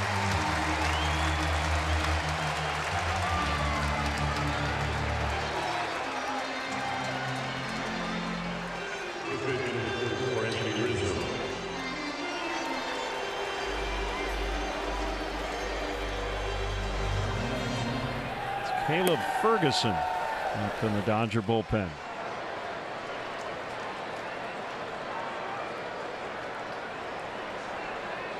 Roberts must like Goodell on lefties, probably because of the split.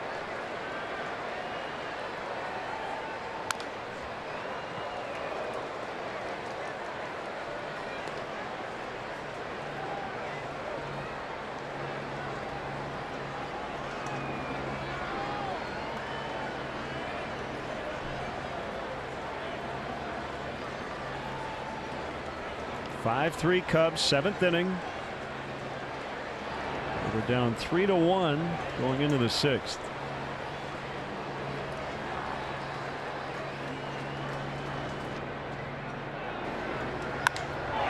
Out into right center. It's going to roll to the wall. Here comes Hayward. Here comes Almora. Baez scores. He clears them with a double. And it's 8-3. Yet another 2-base hit, 3rd hit of the game for Anthony, and he was all over that split finger pitch from Goodell. Kind of snipped it out, whacks it into the gap in right center field. People say the most exciting play in baseball is the triple. I kind of am digging the bases clearing double. That's fun to watch, like a relay team running around the bases. Gallagher Insurance runs. All of a sudden, they have opened up a 5-run lead.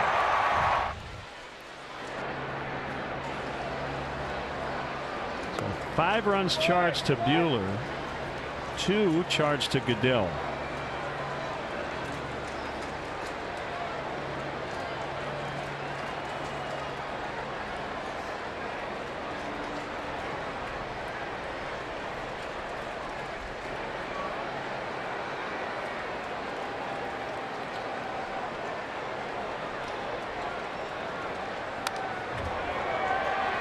Russell, well, he didn't break his bat. Something flew off the bat.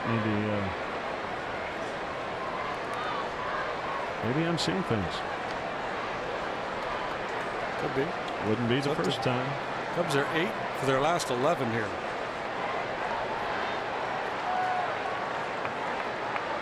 Plus a sac fly and a walk.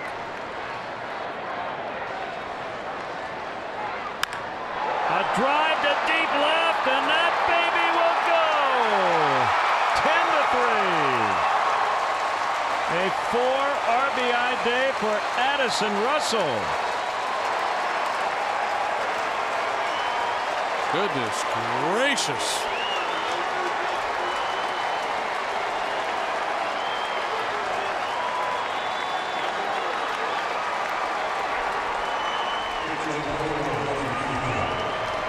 Moore hit his 4th, and now number 4 for Addison Russell.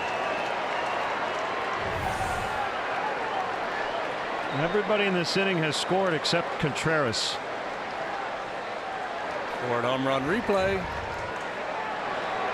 And the guy benefiting from all of it is Steve Cishek. Ground ball to short. Taylor will scoop. 2 outs.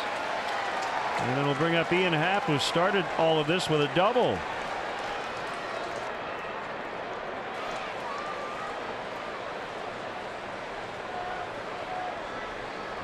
Ian Happ. Would you be tempted to get Cishek out of there? Save him some bullets.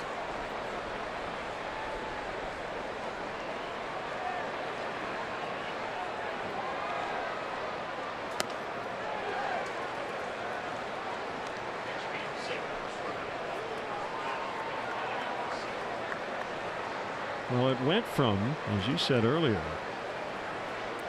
the Murphy's Law type day where it felt like whatever could go wrong did, to everything going right. Yeah, O'Shaughnessy's law, lesser known of the Irish laws.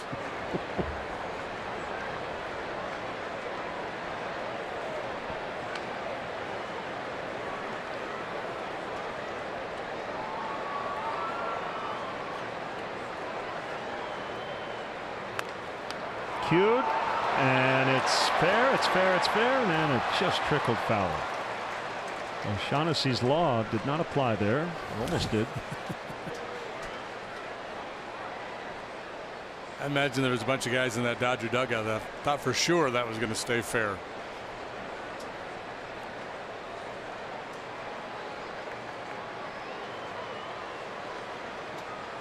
Got it started, leadoff double.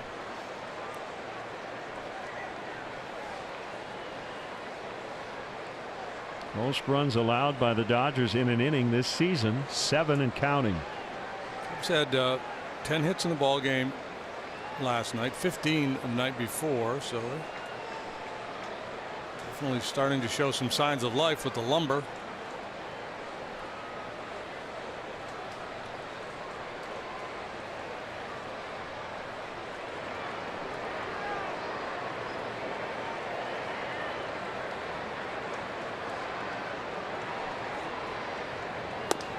And he got him, but the Cubs sent 10 to the plate. They score 7 times. And over the last 2 innings have turned a 3-1 deficit into a 10-3 lead.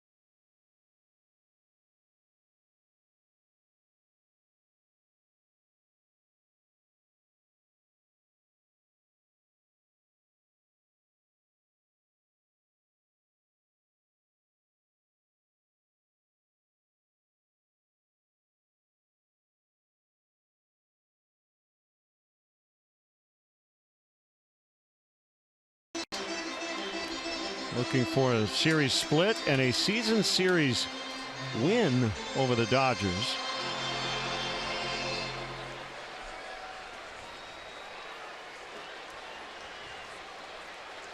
Steve Cishek, the pitcher of record.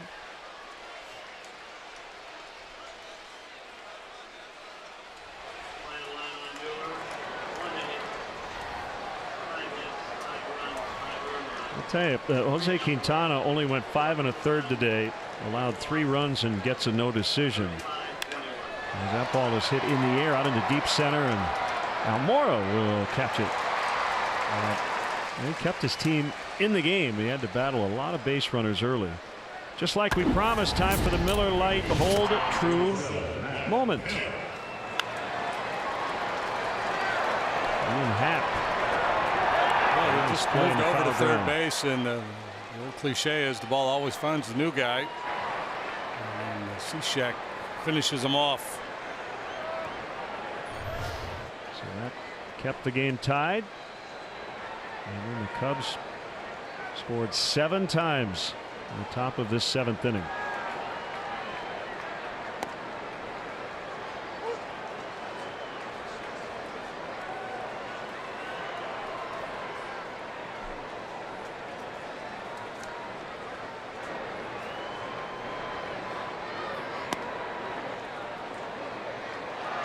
Kemp swung at it.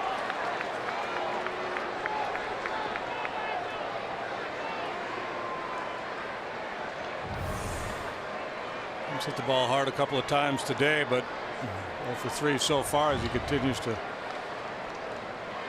through an extended rough stretch here.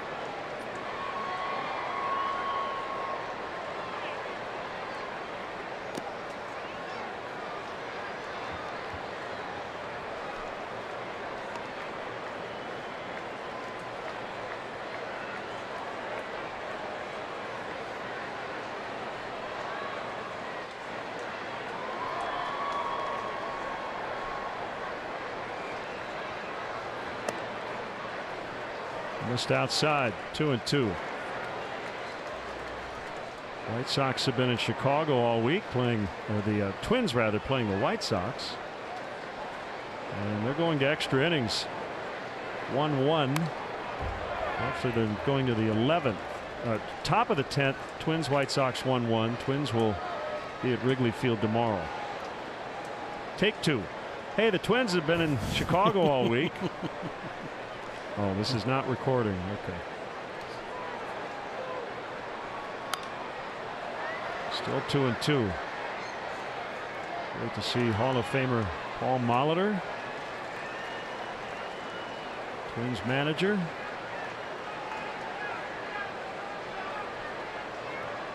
Sox won yesterday's ball game 6-1, so Twinkies having a hard time scoring runs.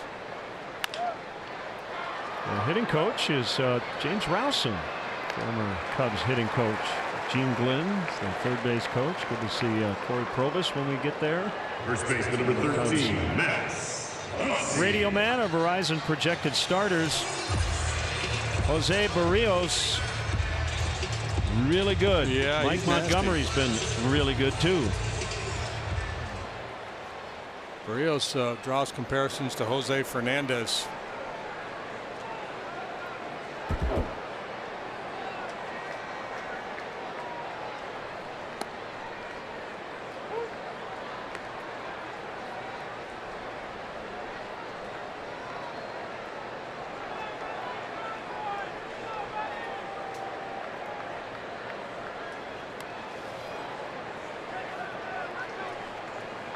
Diamondbacks beat the Fish 4-0.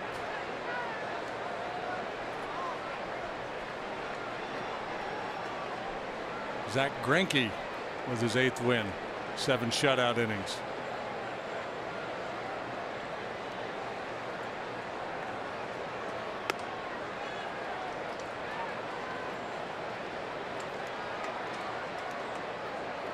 Brewers and Reds play tonight. Junior Guerra, Anthony DeSclafani.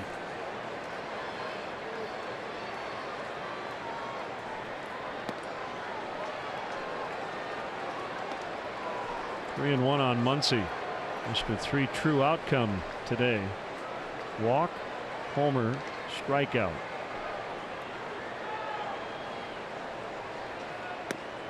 Swing and a miss.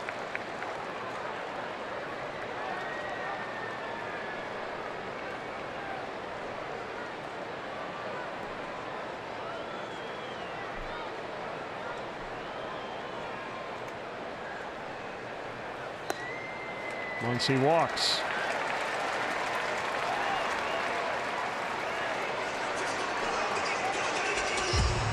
Center field, number 35,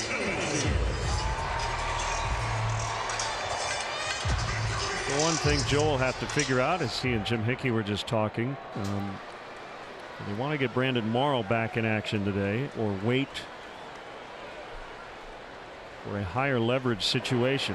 It's always tricky, right, with your closer. You don't want to overuse him if you need him the next 2 or 3 days, but he's coming back from the DL. Yeah, and the luxury they have in this lopsided game is they can just run him out there for a hitter if they want, just to get him, let him touch it, get back on the mound, and face a hitter.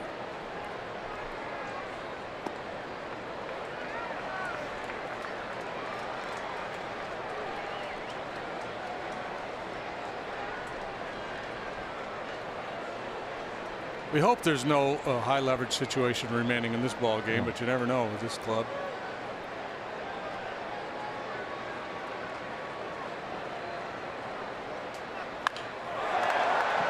Deep right field, and it's caught by Hayward. Cishek, 2 scoreless innings. Cubs pitcher of record as they lead 10-3 after 7.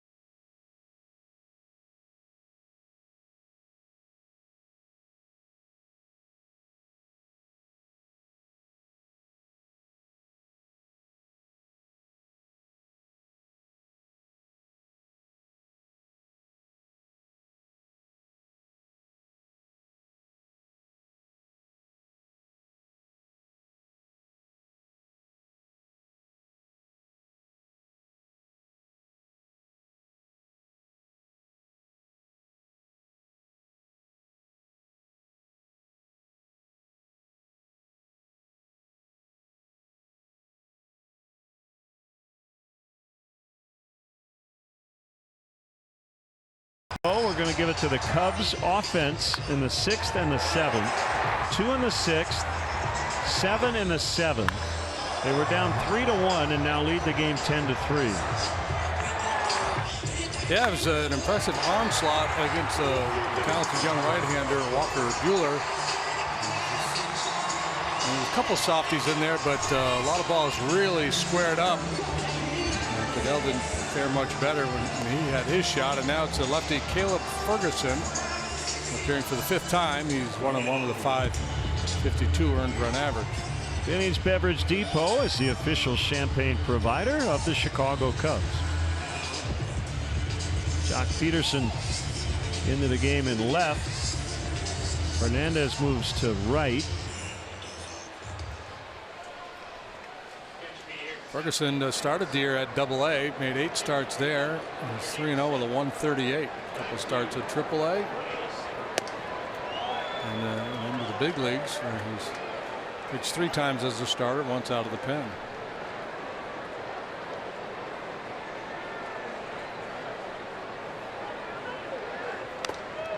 Ouch. Heater 93, curveball and change.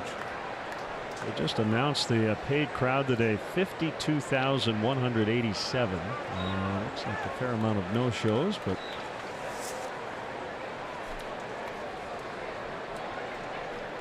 people are hiding in the shade to get out of the sun. Pretty hot in the sun as Schwarber just got plunked. If you're going to get hit, that's the way to do it. A sloppy curveball. The obligatory shot of cars leaving the ballpark.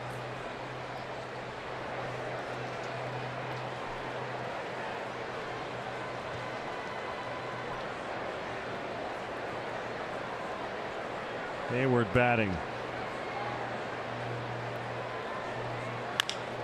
RBI double to give the Cubs the lead earlier, and he is going to reach on a fielder's choice.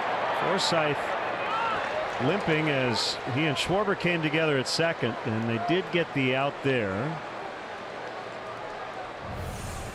And Kyle's slow to get up as well. Forsythe really put himself in harm's way there. And Kyle wasn't sure of the call. He thought maybe he was safe because he saw the ball come loose. For whatever reason, Bill Miller didn't let him know what was going on. Number 5, Albert Almora Jr.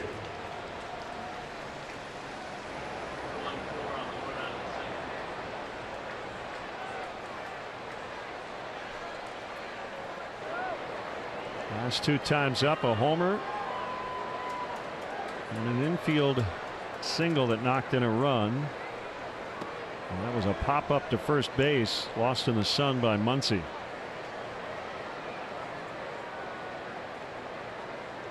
The Cubs yesterday announced the signing of outfielder Cole Roederer, their second-round compensatory pick, 77th overall. So they've got 10 signed. Check that, 27 players have been signed, and their top pick, Nico Horner, has already played a couple of games in the Arizona League with Mesa, 3 for 8 with a double and a triple. So his pro career is underway. 21-year-old right-handed hitting shortstop.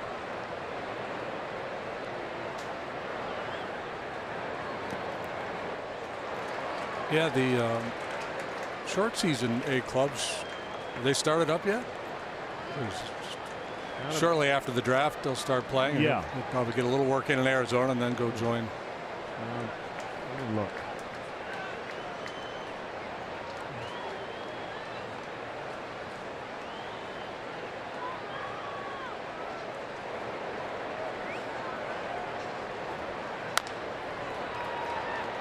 Picked by Muncy.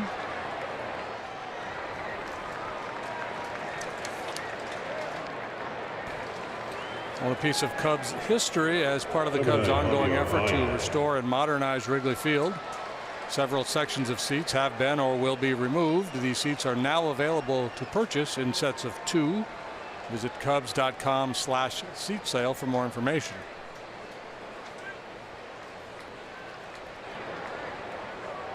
Yeah, the Cubs, 2 teams in Mesa.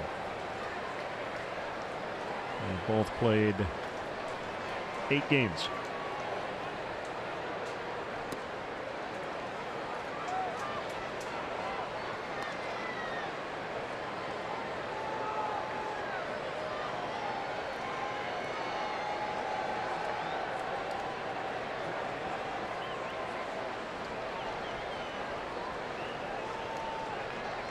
So Eugene's a short season club, right? Yeah, and they've been underway for a bit.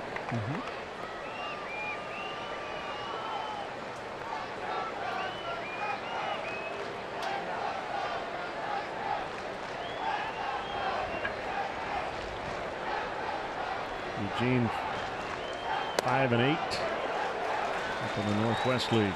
Exciting time for those young players, find their first professional contract. And it takes a while just to get acclimated to the lifestyle of baseball as your profession.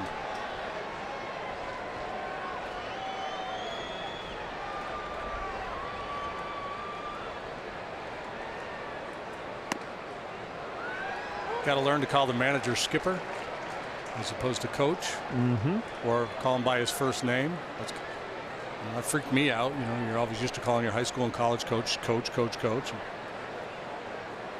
My first manager was Ken Berry, not of Mayberry RFD. That's what I was or F Troop fame, but the former outfielder. Yeah, you show him, hey, coach. No, it's Ken.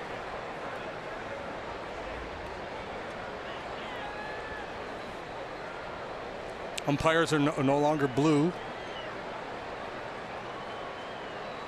Say, hey, blue. They're going to look at you cross-eyed. Say, what are you talking about?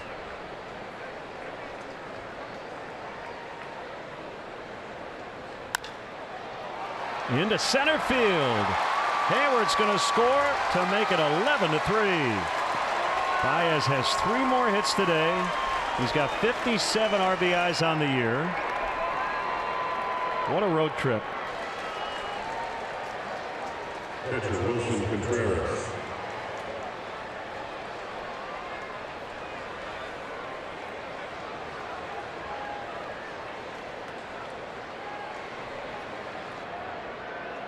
Contreras with the man at first, 2 outs and a run in.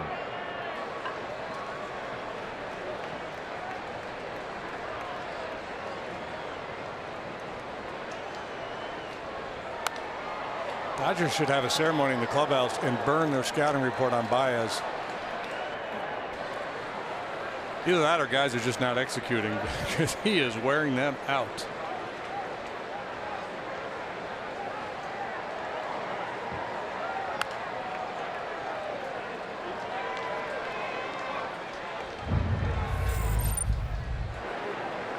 Tuesday he put on quite a show. 4 hits, 2 home runs, one of them a grand slam, drove in 5.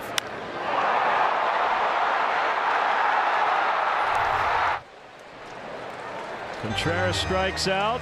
Cubs lead by 8 in the 8th from Los Angeles.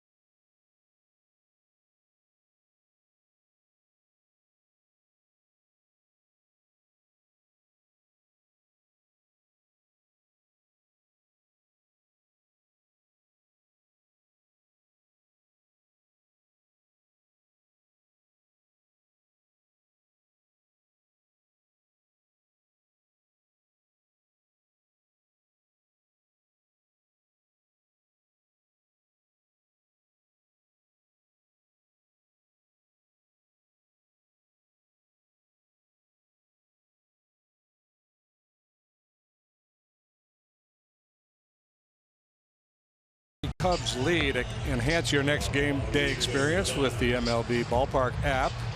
Access and manage your tickets. Enjoy check-in offers, exclusive content, and much more. Download the MLB Ballpark app today. Luke Farrell, a tall right-hander, will work for the 15th time. A longer version of Kyle Hendricks in terms of his stature out there on the mound. Similar mechanics, a different game plan. Doesn't really sink the ball that much. Chase Utley has probably swung the bat more than any player on these two teams during this series, but he's done it in extra BP and then regular BP, and this is the first time he's gotten into a game in this series. 39-year-old veteran Chase Utley. Time is currency in this game, and he's got a lot of it. He's had a great career. I don't know how much fun he's having these days, not getting many opportunities to play. He's from this part of the world. Recently missed 20 games on the DL with a left thumb sprain.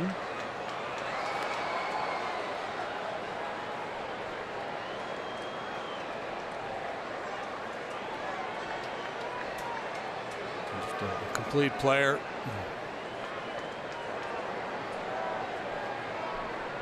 Steal bases for you, hit for power, hit for average.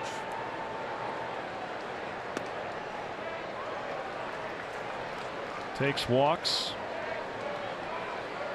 6-time All-Star, 4 Silver Slugger awards. He'll get Hall of Fame consideration. I've got him in the Hall of Really Good. Yeah, that's probably where I'd have him. You know, typically you take a guy like Utley and you start going through the list of current Hall of Famers, and you can see guys that he would compare favorably to and that would justify putting him in. But sometimes there's guys in there that aren't deserving to be in there. Right. So that, you know, how do you? Well, I haven't done a deep dive on his Hall of Fame candidacy. It was just kind of a quick look. Well, a late break by Contreras, but he'll get there and make the play.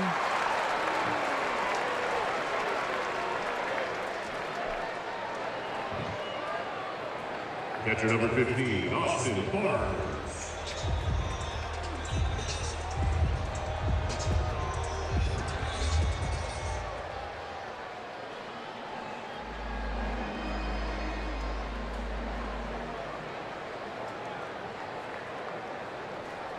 The Jaws, the Chaffee wore a score system on Baseball Reference. Has him kind of on the cusp.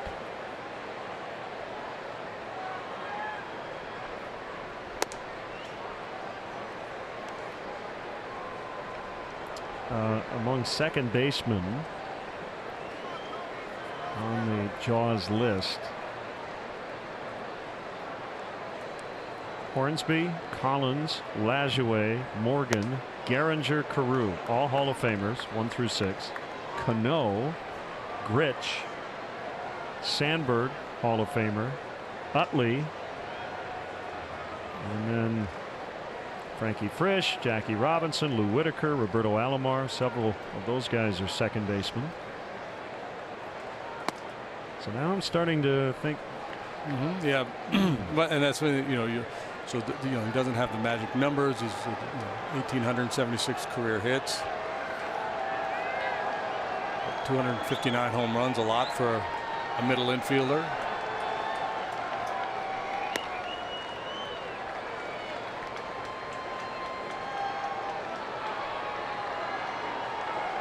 I guess I'd put it this way: if he got voted in, I don't think there'd be many people going, "You got to be kidding me." Played a lot of postseason games. I should say has played. His career is not yet over. Yeah, kind of an intriguing Hall of Fame study for sure. Barnes is out, 2 gone in the Dodger 8th. That brings up Jock Peterson for the first time.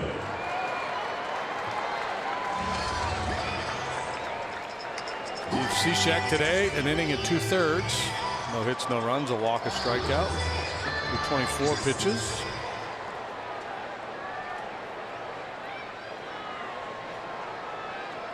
Sometimes the other thing that happens with guys like Utley is when they hang around maybe another 5 or 6 years after they were everyday players, they're not putting up numbers. You tend to forget when they were at their best, because you look at his OPS, in the prime. I mean, it was in the 900s.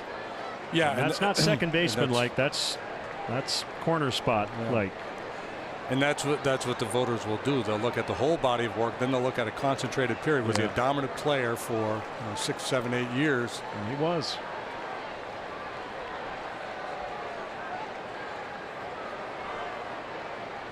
And some value the postseason more than others. I think I don't put a lot of stock into the postseason. I think. Well, I think it only can help you, right? Yeah, but for me, it's just. I don't know that it should. I guess. Hayward will make the play on the run. Farrell with a 1-2-3-8. Just as we were going to get into a real deep dive on the playoffs in the Hall of Fame. 11-3 after 8.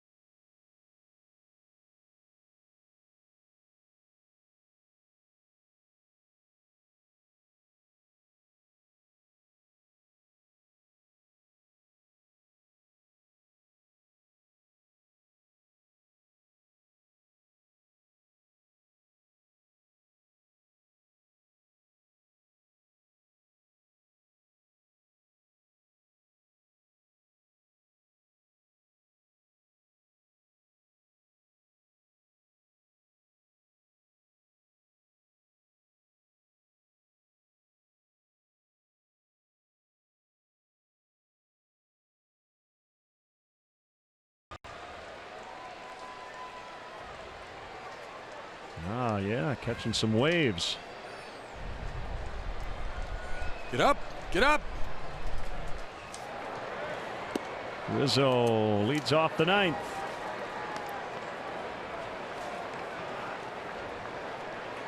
Big day for Big Riz. Yes, he needed it.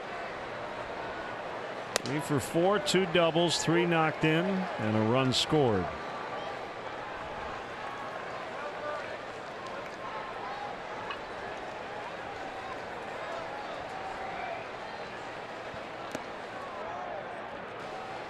Shout out to Peter Lenk watching us today at Blaze Tap in Davenport, Iowa.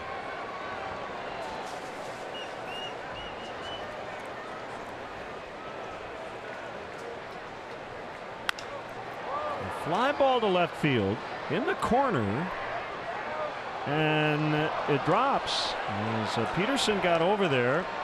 A couple of security guys in that side wall, and he came up just short. Catchable ball. Kind of slicing on him, so he's drifting. Maybe saw the security guy out of the corner of his eye. Lost sight of the ball.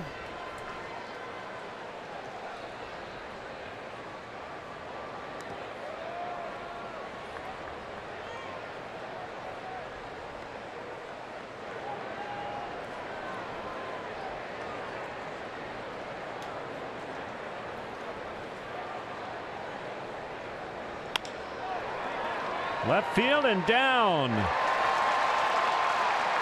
for his 4th hit.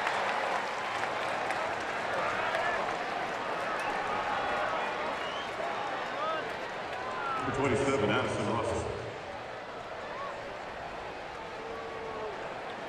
And can I be a myth buster here for a second? Yeah.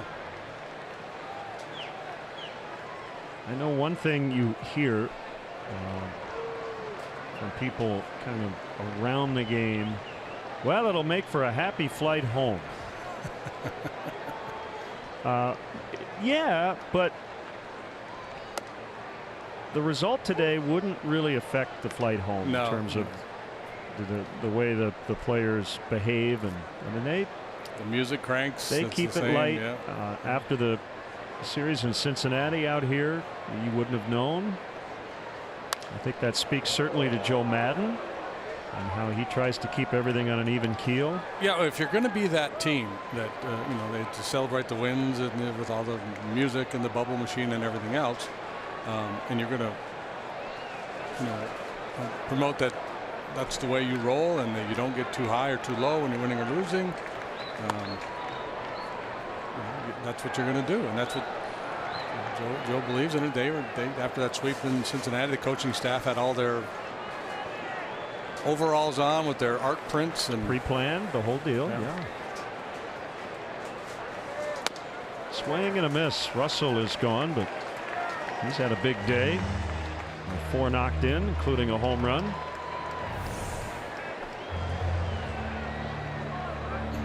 Heads up, boys. Yeah.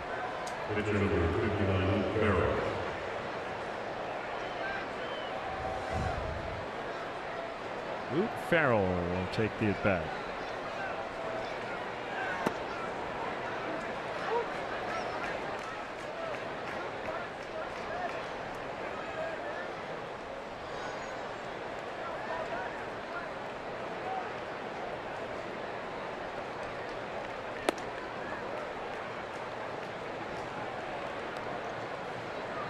And then even if you get into the postseason, and the Cubs lost a couple games here to start the NLCS last year and then had a long flight home, you're in the playoffs. You're not done. You're playing, and a lot of other teams are sitting at home. So 2 or 3 game winning streak, and it can turn things around in a hurry. And you're still even then able to kind of forget about it a little bit after the game, enjoy the flight home. You might wear it for 20 minutes in the clubhouse after the game. But typically, the music's on as soon as the boys get in there into the clubhouse, win or lose. And that's not unique to this group. I think that's the way most clubs do it. Called strike 3.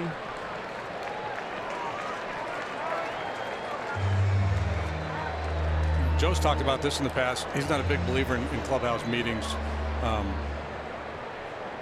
Obviously you have meetings to planning and how we're going to attack certain pitchers and that kind of stuff. I'm talking about the rally of the troops kind of meetings. He's not a big believer in that. He doesn't want to. He's not a flip over the spread, scream and yell at guys type of manager. And he said he said he had one, I think, in Kansas City a few years ago when he was managing the Rays, and he would never do it in his home ballpark, his home clubhouse. He didn't want to create a poisonous environment in his own home clubhouse. On the move, it's Bellinger to make the catch. Yeah, and you don't have to replace the carpet in your own clubhouse, right? 11-3 as we go to the bottom of the 9th.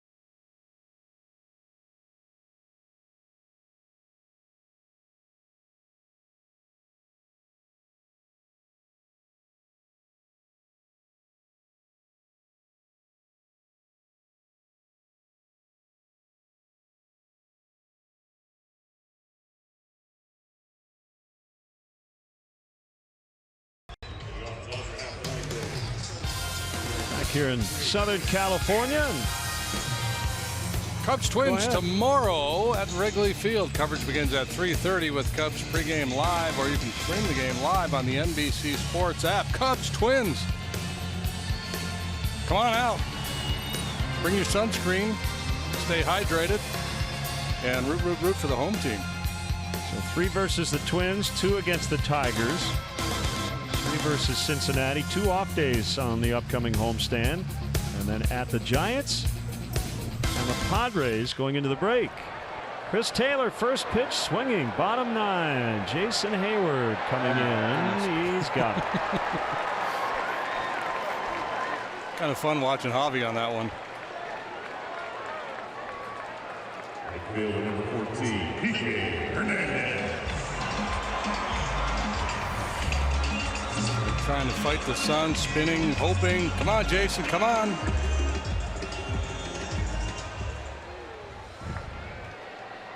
He says, I got you, little buddy.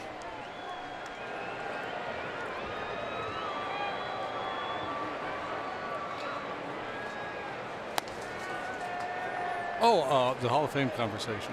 Yes.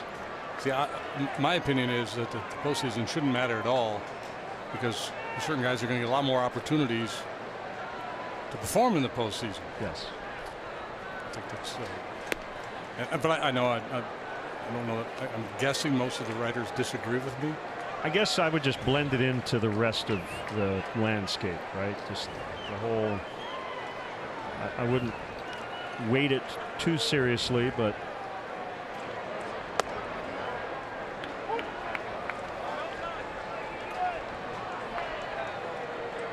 Like Jeter was a Hall of Famer without it.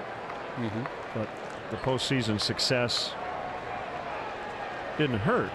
And that, as you say, kind of almost is unfair because he was on all those good teams. I know there's some, I've talked to some writers that say, well, you know, it's a Hall of Fame. It's not a Hall of Accomplishment. So guys that shine in the postseason, they give more weight to. If I had a vote, I would lean more towards a Hall of Accomplishment.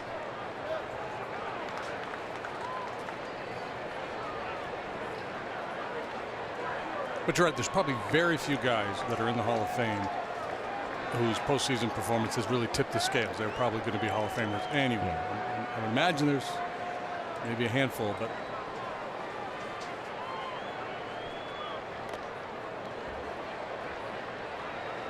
I bet you somebody's probably done a deep dive on that and would be able to give us their opinion.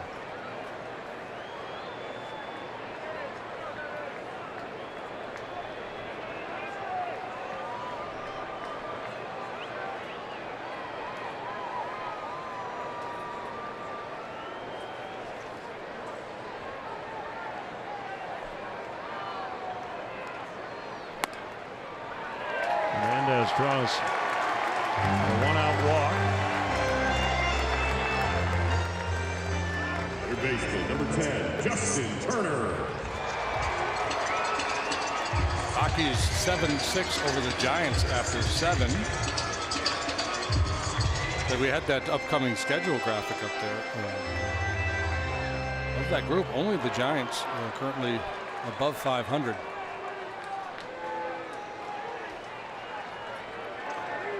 I don't know if that means anything, having just come off a 4-game sweep at the hands of the Reds. Right.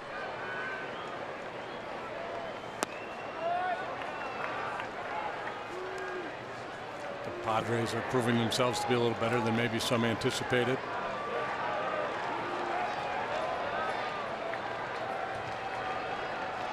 So much of it depends on the pitching matchups.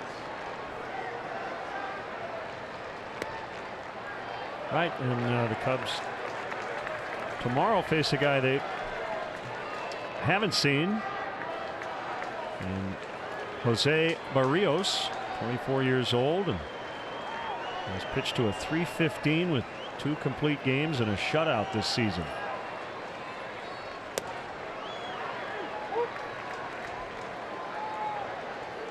On the other hand, he'll be pitching at Wrigley Field for the first time, so we'll see how that goes. I'm sure he's excited. Yeah, he's allowed 4 runs total in his last 4 starts.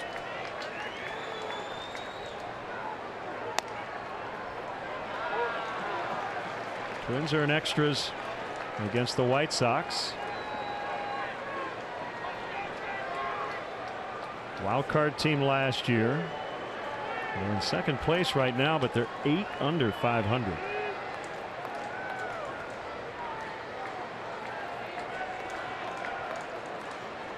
After beating Cleveland 2 of 3, as that one is launched to left, and a home run for Turner. That is his 4th of the year. It's 11-5.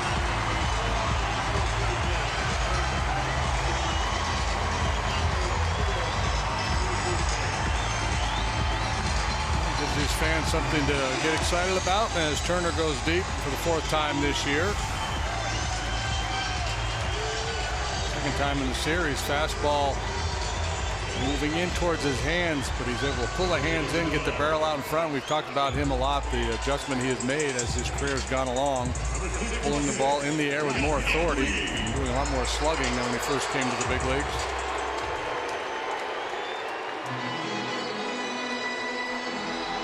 Yasiel Puig off the bench.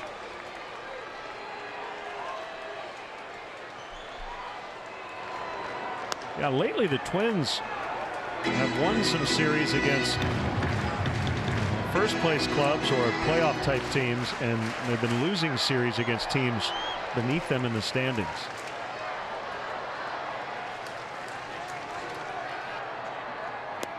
One and one to Puig.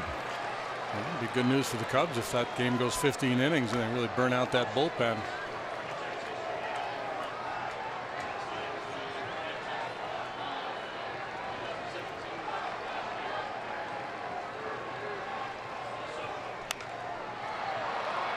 Infield pop. 2 outs.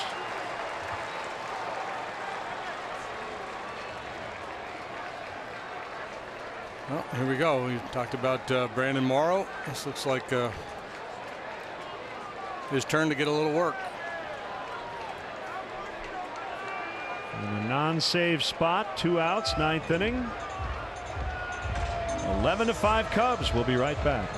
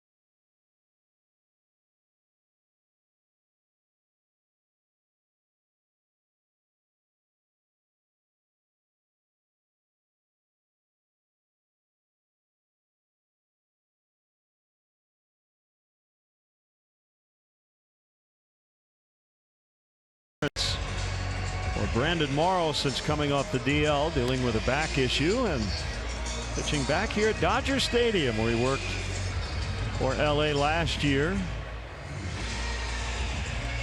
Chance to tune it up. Last worked back on June 16th against the Cardinals before straining his back, removing his pants or putting them on. One of those pants functions. That home run by Turner is the 53rd for the Dodgers here in June. That ties their monthly home run record, which was set last June.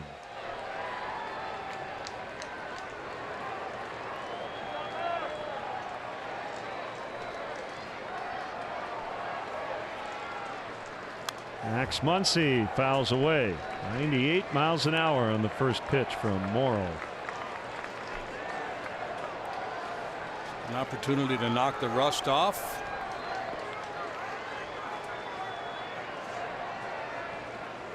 Just one out to get, no real jeopardy of getting overextended.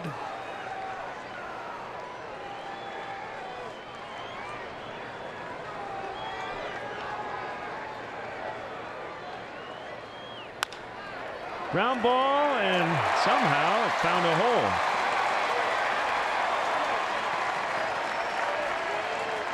It's, I believe, the third hit we've seen on the ground through the right side against a shift today. Saw Joel Sherman on the Baseball Network this morning. Fine baseball reporter, and he was arguing for a rule change that would allow you to shift, but you'd have to keep your infielders on the dirt. He thinks players should be rewarded if they hit the ball hard on the ground, should have a chance of getting a base hit. Food for thought. I'm not in yet on that. They could play on the apron, though, right? They could play on the grass toward home plate. Yeah. Just not the outfield. He doesn't grass. like the idea of the guy out there in short right making plays.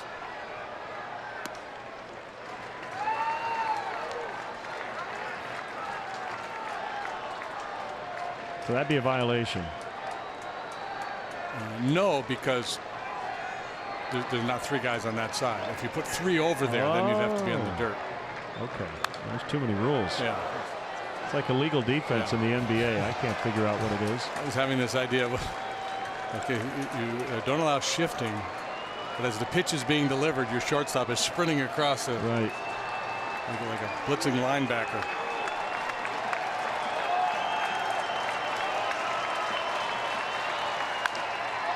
in the air, center field. Almora tracking, and in front of the wall. He's got it. Cubs win. Cubs win 11-5 the final. They get a split in the series. It was a rough road trip at 2-6, but they're going to head home. They've got their closer back, and the Cubs will be very happy to be at Wrigley Field for over a week. Oh man, is that flight home ever going to be fun? Perfect. Yeah, nice way to end a pretty sour road trip. Everybody just about contributing offensively. 11 runs on 15 hits. Second time in this series they banged out 15 knocks. So, yeah. For JD and our entire NBC Sports Chicago crew here in LA, Len Casper with your final. Cubs 11, Dodgers 5. And we're back with you tomorrow, 3:30 for our pregame.